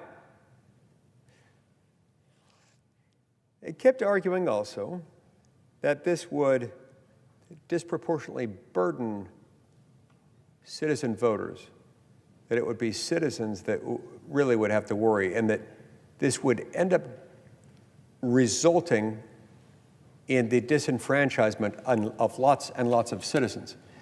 The senior senator from Rhode Island even went so far as to say a couple of things. I mean, I had to listen carefully when he started to say this because I thought he was joking at first, or I hoped I was misunderstanding him. He started to theorize that, back to this point that Orange Man bad, so none of this can happen. We hate Trump. We can't trust Trump or anybody in his administration. Therefore, we're going to just say that all of it is unacceptable. He was saying that if this law passes, we can expect that the Trump administration might just willy-nilly cancel the voter registration files of anyone they felt like canceling. Somebody looked like they might not be a Trump voter, or something bothered them about this or that person, they might just willy-nilly say, when in doubt, throw them out. The senior senator from Rhode Island even went a step further in a way that pained me to hear because it's so absurd. He said it's even something we should have to worry about, that the Trump administration could go in and just cancel all the voter registration files in an entire state. This is nonsense. That not only is that absurd to think that they would do that, to think they could get away with it, it's utterly at odds with the text of the legislation. Nothing in the legislation would allow them to do that. under any circumstance other than where, having received the data from the states, they run it through their database and they identify people. These appear to be non-citizens. They then notify the states, these appear to be non-citizens, voters 1 through 5,000, whatever, however many there are. Even at that point, they're not removed. The state then does its job of going back through, and if the state believes that the federal authorities got it wrong, they can push back on that. The U.S. government, under this regime, wouldn't have the authority to just go in and say, he's gone, she's gone, get rid of this file, get rid of that file. They could flag things for the states, and it would be up to the states ultimately to remove them, but it's a collaborative, iterative process. It's not one in which they could go in and just say, this guy bothers me, get rid of him, or cancel all the voter registrations in an entire state. I mean, let's be realistic. That is not realistic, and it is absurd to argue because it is utterly false that this bill, if it were signed into law, would have that effect. It's just a lie. Okay, next. The senior senator from Rhode Island had a real doozy with this one. He said, you know, after doubting whether any of this occurs, let's not bicker and argue about who might be registered to vote as a non-citizen. It probably doesn't happen ever. If it does, it's only a little. Well, that's cold comfort to anyone in a jurisdiction that has ever experienced what happens when there's a close election and somebody wins by just a handful of votes. It's cold comfort to say, well, there are only a few non-citizens fraudulently voting. But separate and apart from that, he was saying the best way that we can handle this is just enforce existing law. You know how absurd that is? You know how sophomoric, shallow, simple-minded that is? Not to mention reckless and utterly dishonest that is. Let's work that through for a minute. What does that mean, enforce existing law? This is like the candidates who run for office by saying, I know how I will balance the federal budget. Just eliminate waste, fraud, and abuse. Oh, gosh, we didn't think of that before. The difficulty lies in identifying it. You have to be able to identify the waste, fraud, and abuse, which we should do a better job doing than we do. It's one of the reasons why we had systems like DOGE, why we have things like rescissions packages. Wish we did them more often and more aggressively, but it's why we have them. It is not as easy as just saying, let's just do it. It reminds me of the movie. There's been a remake of it that I don't think was as good, but the original movie called Meatballs, you know, the one came out in the 70s, I think, starring Bill Murray. Bill Murray is this camp counselor, and in the Camp Olympics, they were going up against Camp North Star. Camp North Star had a lot of almost professionally trained athletes. Bill Murray, the camp counselor character, just kept reminding people that they had their own coaches, their own personal masseuse on board, and they were really worried about going into the Camp Olympics against their rival camp, the bunch of rich kids at Camp North Star, I think is what it was called. And this one young man was about to compete in the high jump, and he went up to Bill Murray and said, do you have any advice for me just before I make this jump? Bill Murray looked at it and he said, yes. And he got this very introspective look on his face, and he said, try to jump very, very high. That's kind of what happens when you hear someone say, oh, it's easy, waste, fraud, and abuse, or it's easy, let's just enforce existing law. So this was his argument, was that we can just enforce existing law because existing law, including but not limited to laws codified at 18 U.S.C. 1015, prohibit non-citizens from voting in U.S. elections. So let's just enforce it. Well, that's the whole darn point, Madam President. That's the whole reason why Chip Roy and I wrote the Save America Act in the first place. It's the whole reason we had to, because our existing laws, as interpreted and as implemented, make it impossible to find out where this is happening. We can't enforce existing law, at least not existing law within states that, number one, refuse voluntarily to come forward and share their voter registration file data with DHS to run it through the SAVE database, which I think roughly half of the states, blue states in particular, are refusing to do. And those states include especially the small handful of states that openly, brazenly admit that they allow non-citizens to register to vote to participate in certain local elections, even though they're non-citizens. So with all those states, including the handful of states that expressly allow non-citizens to vote, and then offer no explanation as to how they keep them separate from those who are able to participate in elections for federal office. They expect us to just, enforce the law. Now, Rhode Island is a blue state. I will check to make sure, but I will bet $5, a lot of money where I come from, that Rhode Island is one of those states that defiantly refuses to share their voter registration data. So how in the heck are we supposed to enforce the law when they make it impossible to enforce the law? It is unknown and it is unknowable. This is like, I guess it's like the ancient Egyptians telling the children of Israel that they had to make bricks without straw. Can't be done. But they're just fine with that. Just as the ancient Egyptians weren't all that concerned about the working conditions, the health, or the pragmatics behind their slaves. Apparently, our Democrat colleagues are not all that concerned about non-citizens voting. All right, one more movie quote while we're on the topic. Shrek, one of the great cinematic masterpieces of the last 40, 50 years, half century. Shrek, there's a character named Lord Farquaad. Lord Farquaad is not what you would call a nice guy. Lord Farquaad is a despot, he's a tyrant, he's a fascist, and he's talking to his soldiers as he's about to send them into battle. And he says, now, I realize that in this battle some of you may die, but that is a sacrifice I'm willing to make.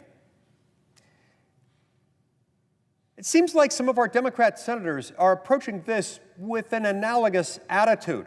I realize that if we do nothing, if we do not pass the Save America Act, we could have thousands, perhaps tens of thousands, probably hundreds of thousands of non-citizens currently registered to vote in this country who will end up voting in federal elections and in some instances might even decide the outcome of elections. But that is a sacrifice we are willing to make. Why? It benefits them.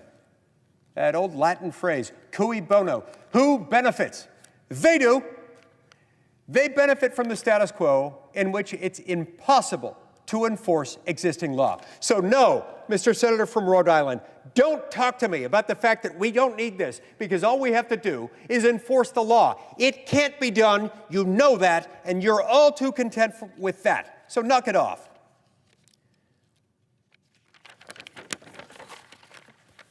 The senior senator from Rhode Island goes on to say that they'll just use it to purge voter rolls. Well, yeah, that's the idea. Purge voter rolls of illegal voters, of non-citizens, not U.S. citizens.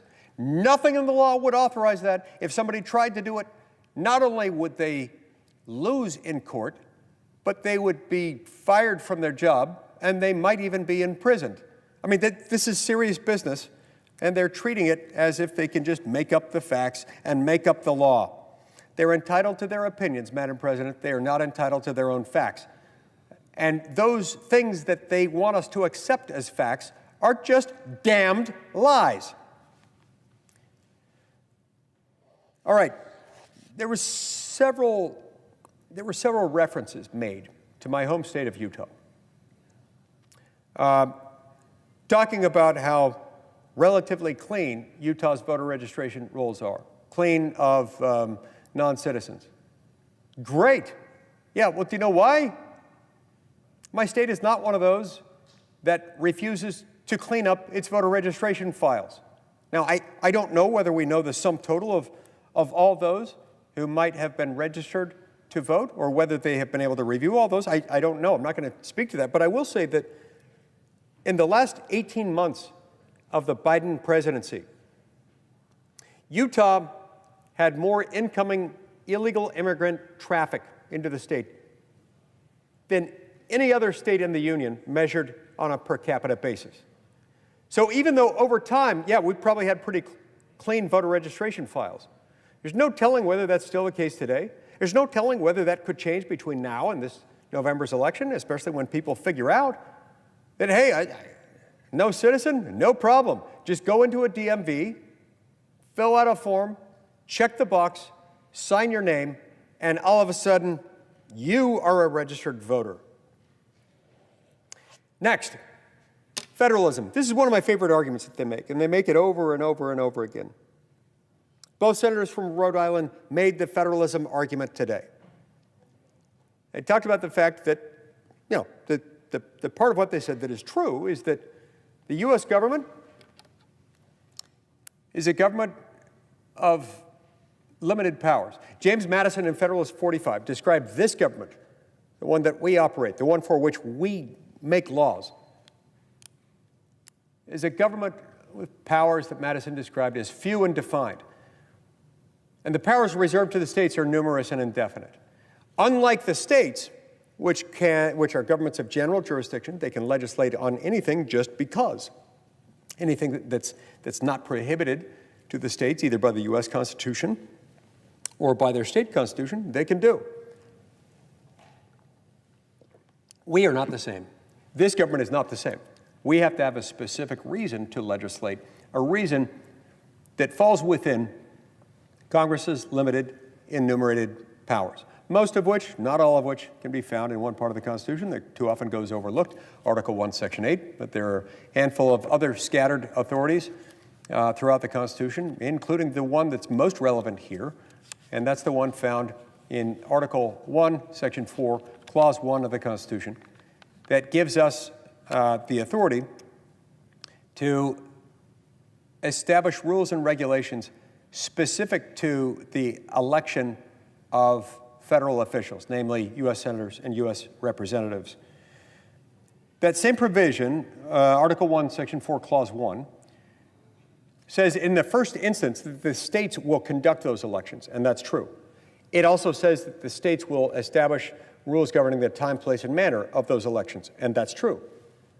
But then it also says in the very same sentence that Congress may at any time impose its own rules and regulations, not regarding elections generally, but specifically federal elections for U.S. House and Senate races. And so we have that authority. That authority is being exercised here. There is not a single credible argument that the Save America Act falls outside that authority. Not one. And it's very amusing. I talked about this a little bit last night.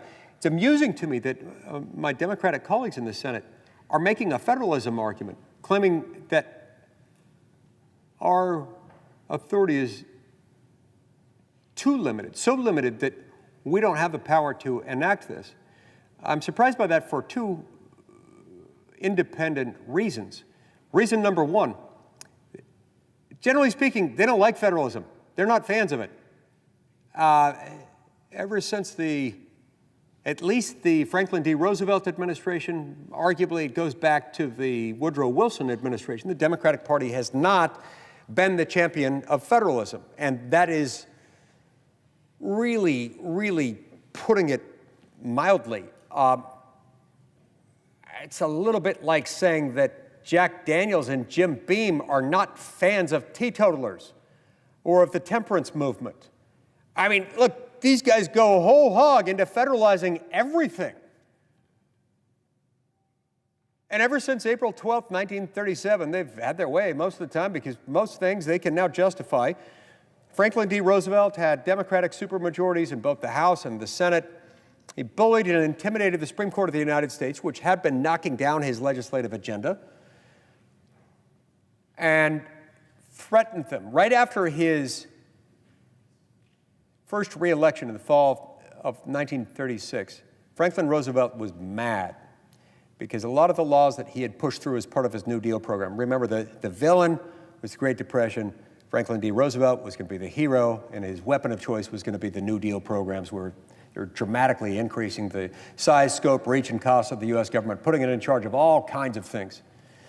And the Supreme Court, during his first term of office, kept knocking them down, one right after the other. You can't do that, can't do that, can't do that. And they were right. A lot of them were relying on an expansive interpretation of the Commerce Clause, which is there to give us authority to regulate things or persons moving in interstate commerce across state lines as part of interstate commercial transactions or instrumentalities or channels of interstate commerce, interstate airways, airwaves, waterways, and so forth. Whenever they tried to get too cute with it and say, well, it goes beyond that, anything that is sort of economic-ish and that involves money should do it. And the Supreme Court kept knocking it down. So what did Franklin Roosevelt do? I would imagine that he's one of these guys who probably played t-ball only as a little kid, never made it to baseball, and even when he was on t-ball, he probably played on one of those teams where they don't keep score because everyone's a winner. So he never learned how to lose like a gentleman. He got tired of losing and couldn't lose like a gentleman, couldn't accept the Constitution. So what did he do? Well, he threatened to force the retirement of a bunch of the Supreme Court justices who he didn't like, whom he had named the Four Horsemen of the Apocalypse, not exactly Mr. Congeniality there, and threatened to pass legislation entitling himself to pack the Supreme Court to increase it up to the tribunal as big as like 15 people. Now, they had just barely moved into their marble palace across the street about a year earlier. No, it was 2 years earlier to the date. The Supreme Court had always been sort of the anchor tenant of this building, or the subtenant, a redheaded stepchild, if you will. On April 12, 1935, this beautiful building over here opened its doors for the first time. They had been in there only 2 years when this court packing plan began in earnest, because FDR never learned how to lose like a gentleman and wasn't willing to accept the Constitution as the ultimate outcome. So he just threatened them. He threatened them to the point that enough of the justices flipped their votes, and on April 12, 1937, two years exactly to the date they had moved into their marble palace, the Supreme Court of the United States rewrote the Commerce Clause, giving Congress newfound power over basically everything. Not only could they regulate things or persons moving in interstate commerce across interstate lines as part of an interstate commercial transaction, and things involving channels or instrumentalities of interstate commerce, but now they could also regulate anything and everything, any and every activity that, when measured in the aggregate while occurring in one state at one time, had a substantial effect on interstate commerce. Yes, this is legalese. Yes, this is jargon for a very simple concept that just means Congress could now regulate whatever the hell it wants. Every aspect of human existence, labor, manufacturing, agriculture, mining, health, safety, and welfare, even occurring in one state at one time, was now on the table, was now federal. Democrats have championed this the whole time. It was their court packing plan that forced them to push that through. And so my point is this: it is ironic, one could say hypocritical, and deeply so, for the party of unlimited federal power that distorted the vertical protection of federalism, and with it, the horizontal protection of separation of powers. We have never retreated from that position. And as soon as we gave Congress the power to regulate anything and everything, that messed up the vertical protection of federalism. We started messing up the horizontal protection of separation of powers. Because no sooner had we, as senators and congressmen, gotten all this new power, that we started saying, holy crap, I'm going to have to work a lot harder, and I'm going to have to take a lot more votes. They're going to make a lot of people mad at me. So they stopped making real laws, and they started passing platitudes. And it goes something like this: we hereby declare as a Congress that we shall have fair labor standards and practices in this country. And we hereby delegate to the National Labor Relations Board the power to make, interpret, and enforce rules carrying the force of generally applicable federal law that will guarantee fair labor standards. And they do that over and over and over again. This is what happens with their version of limited government. So don't talk to me. Don't talk to me about federalism. This is an area where we actually have a very specific federal power, and we have a very narrow, non-abusive, non-abusable grant of federal power to the federal government from the Constitution itself. This is not a federalism problem, Madam President, not by a mile. That leads to the next argument, closely related to that one. The senior senator from Rhode Island, who was on a roll tonight, I'll give him credit for that. The problem is that in an hour and a half, he failed to make even a single correct point without the use of abusing the English language, the law, the Constitution, and common sense. Other than that, it was a great speech.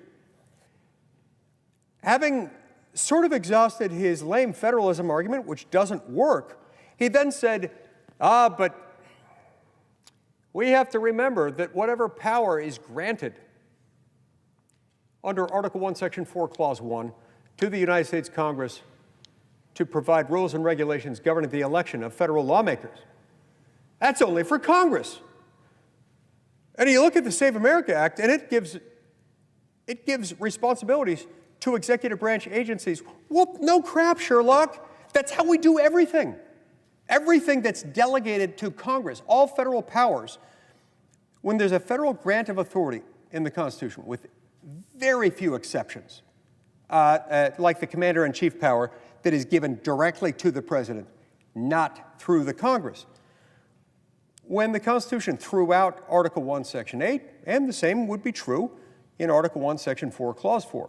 When Congress is granted a power, it's understood that we make the law, but the execution and implementation of that law is given to someone else. This is not the same as what I was describing a minute ago, where the lawmaking power is handed in the first instance over to an executive branch agency. That is different. And that, by the way, Madam President, is why we need to pass the REINS Act after we're done passing the Save America Act. As I know, Madam President is a fan of that legislation, as am I.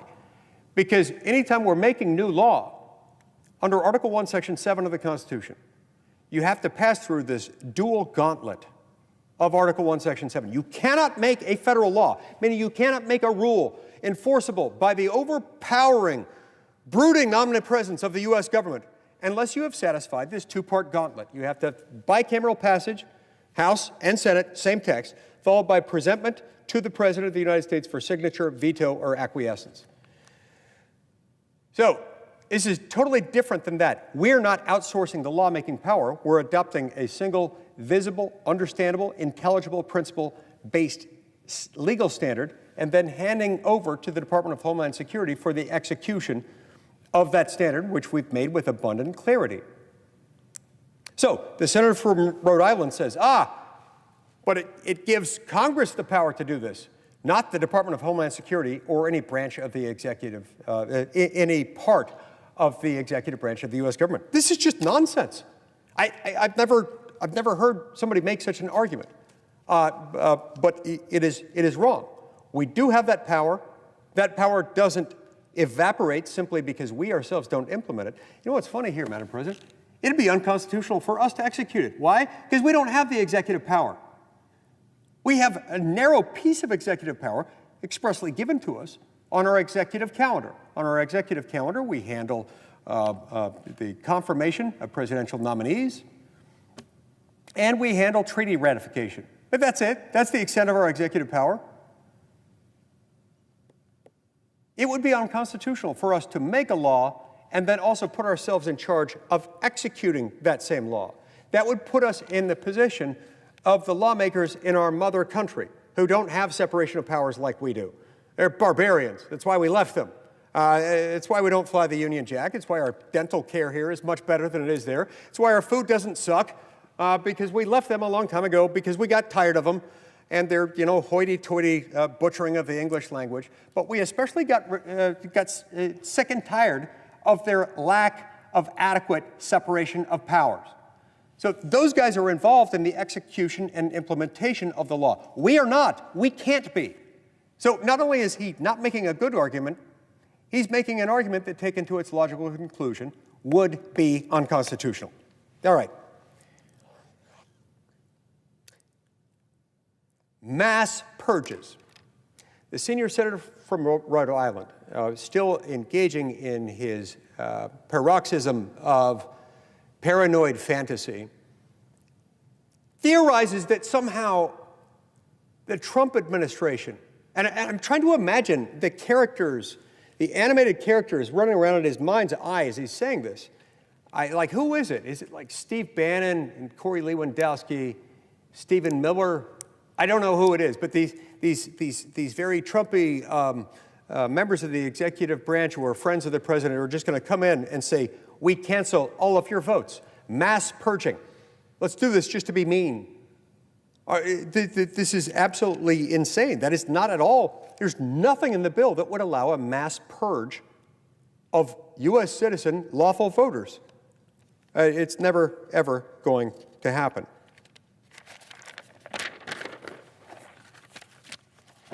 There was one interesting point that the senior senator from Rhode Island made shortly after making the argument I just refuted, where he said there are $0 appropriated for them under this legislation. That's true. Now, if the senior senator from Rhode Island is suggesting that we could make the bill better by adding an appropriation, well, we can talk about that. I don't believe that's necessary.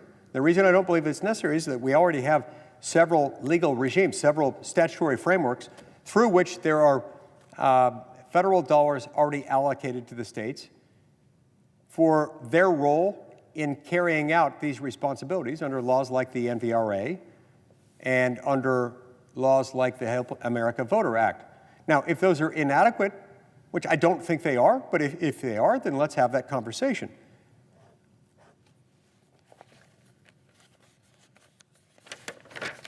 By the way, before we get to our next flawed argument raised by the senior senator from Rhode Island, I've got to get back to the federalism argument. I left out a key point of that.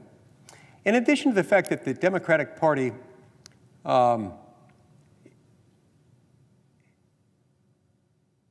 is about as into federalism as they are into kosher delis in Tehran,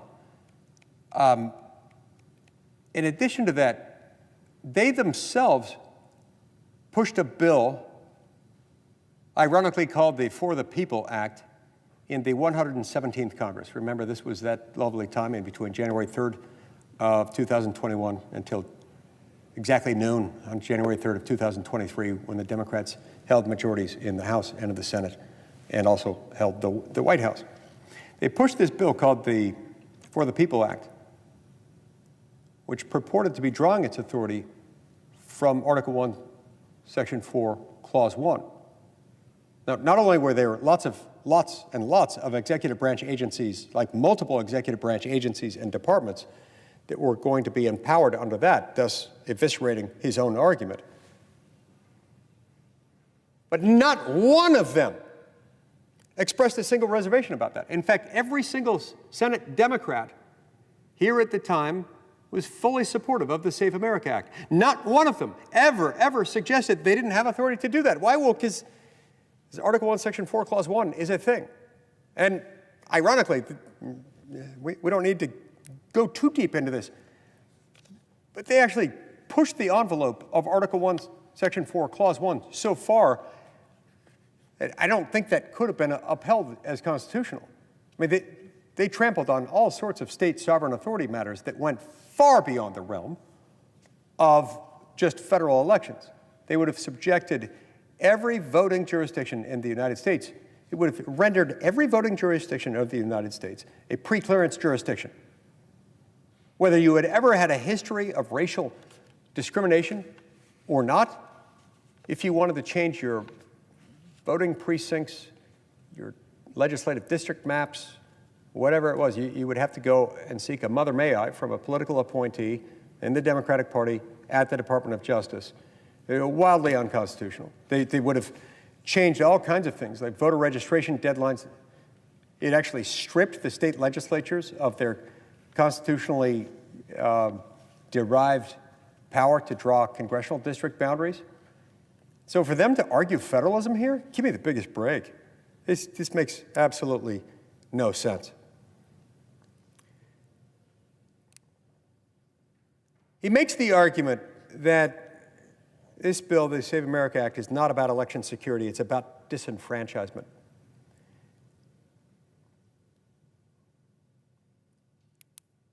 It's really cheap. It's a really low argument, especially because there's not a single word, not a single syllable, not a single letter in the bill that can justify that. I know that my friend and colleague from Rhode Island, he must not mean that.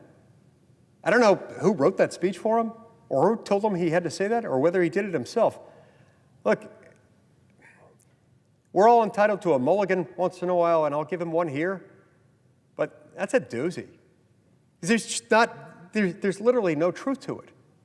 And that's the hard part about arguments that have zero truth to it, is that when they have as little truth to it as that argument, it's kind of hard to refute it. You have to build it up in order to knock it down, and that's hard too.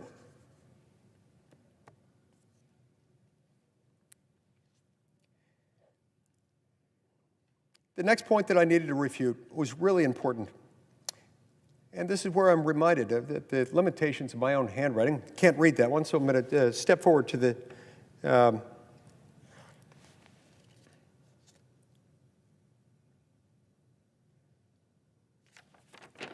the next argument. In each instance, both the junior senator from Rhode Island and the senior senator from Rhode Island, this being Rhode Island Day with the Save America Act, they both kept relying back on the fact that it's already illegal. Yeah, it is. It is already illegal for a non-citizen to vote. But the fact that something is already illegal doesn't mean that it's self-executing, that it's self-implementing, that it's self-revealing. It is none of those things. Some things are, some things are not. This reminds me of an argument that I had to refute either yesterday or the day before. Somebody said they compared it to laws governing the running of a stop sign. One of our Democrat colleagues had said the other day, in a way that reminded me of what the two senators from Rhode Island argued today, that you don't have a law prohibiting people from running a stop sign at an intersection and then say we need another law prohibiting the running of a stop sign in a stop sign controlled intersection. They missed the whole point altogether. The way that you could make that argument fair and analogous here would be to say if you had a law prohibiting the running of a stop sign, and then you had another law, or maybe the same law was interpreted oddly by some creatively thinking judges as prohibiting the police from monitoring or watching intersections guarded by a stop sign, then, yes, that would be a fair analogy. And yes, Madam President, then we would need another law saying, no, it's not illegal for the cops to watch that intersection. Another analogy here that I think is helpful just deals with another instance where you've got to prove who you are. I don't personally drink alcohol, but I know nonetheless that the way this works is that whether you're a young person or an old, bald person like me, if you go into a liquor store or any other place where alcoholic beverages are sold, you're going to get carded. And I know some people profess to being very flattered when they get carded because it makes them feel young when they do that. But my understanding is that you pretty much always have to show your ID when you go into there. They're just not going to take any ifs, ands, or buts. You have to show your ID. Is it the same kind of comparison? If we didn't have that law that you had to show ID when you bought alcohol, then it would be impossible not only to enforce, but even to detect violations of laws saying that liquor stores can't sell booze to kids.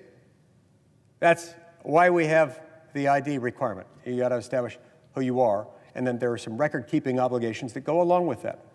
So this is just really foolish to think for even a second that it's enough to say it's already illegal. It's back to our point earlier of, oh, I know how we're going to save money. We're just going to eliminate waste, fraud, and abuse. Great. You can't just say we're going to do this.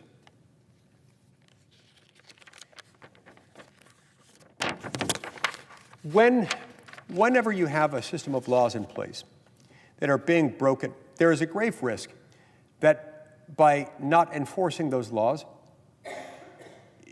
you will cheapen the rule of law itself, not just the law that's being broken, but the dynamic in which we as citizens in a free republic choose voluntarily, most of us, mercifully, to abide by the law. We try to keep the law.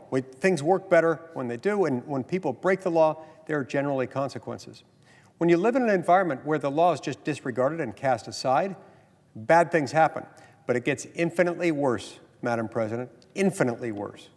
Whenever, wherever, you not only say we're going to just disregard it, but you put legal restrictions, legal impediments in place so as to make it impossible, not just to prosecute, but even to detect where the laws are happening. And then on top of that, it gets exponentially worse beyond that, whereas here it's not just any law, but it's the law that determines who's going to make our other laws. This is upstream from everything else. It impacts the legitimacy of this government.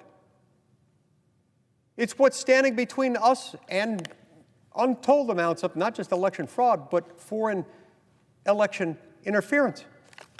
And so we can't pretend that this is academic, that this is a frivolous concern, and I will not indulge for another minute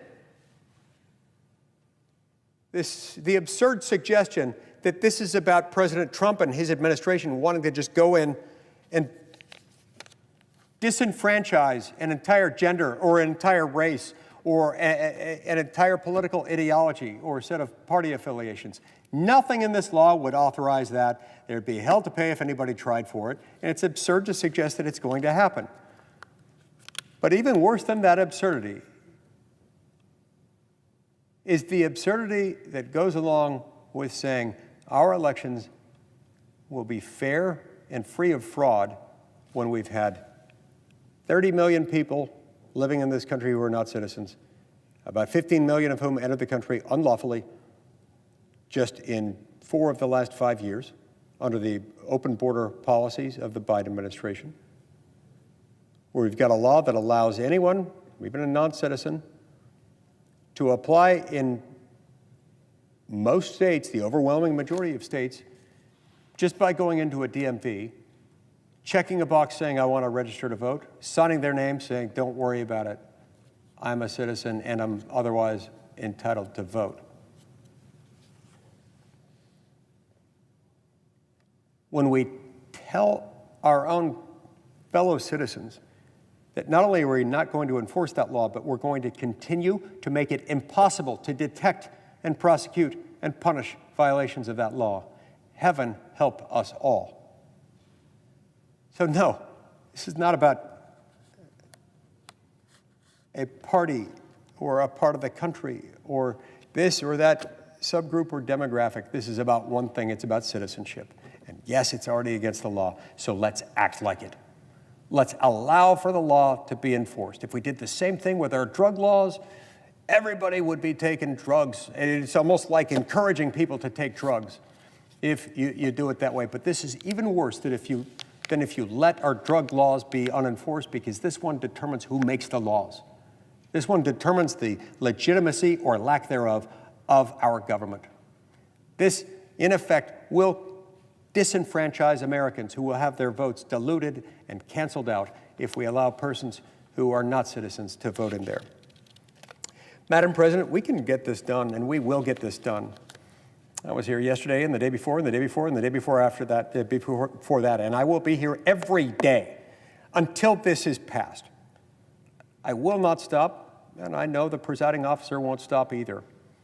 We're going to stay on this legislation. We will continue to debate. We will debate in the rain, on a train, in a box with a fox, anywhere, everywhere. We will debate this thing. We will make them speak until they are tired. We will make them speak until every one of their arguments, frivolous or legitimate, have yet to hear any of the latter, but it could happen, until they have all been exhausted. And then we will win. And at some point, we will move away from the frivolity. At some point, we will stop making arguments rooted in science fiction, paranoid fantasy, and move on to what the bill actually says. That's what happens when we're exhausted. That's what happens when people have to actually stand and speak and articulate their concerns with the bill. Sooner or later, you start being able to separate fact from fiction, from paranoid fantasy. And at that point, that's where the magic happens. We can start to look for where the real points of contact are. If there are amendments to make to this thing, let's make them. Let's make it work as well as possible but let's get it done. We're not going to quit. Madam President, we have promises to keep and miles to go before we sleep. We will not sleep until this is done. Thank you, Madam President. I yield the floor.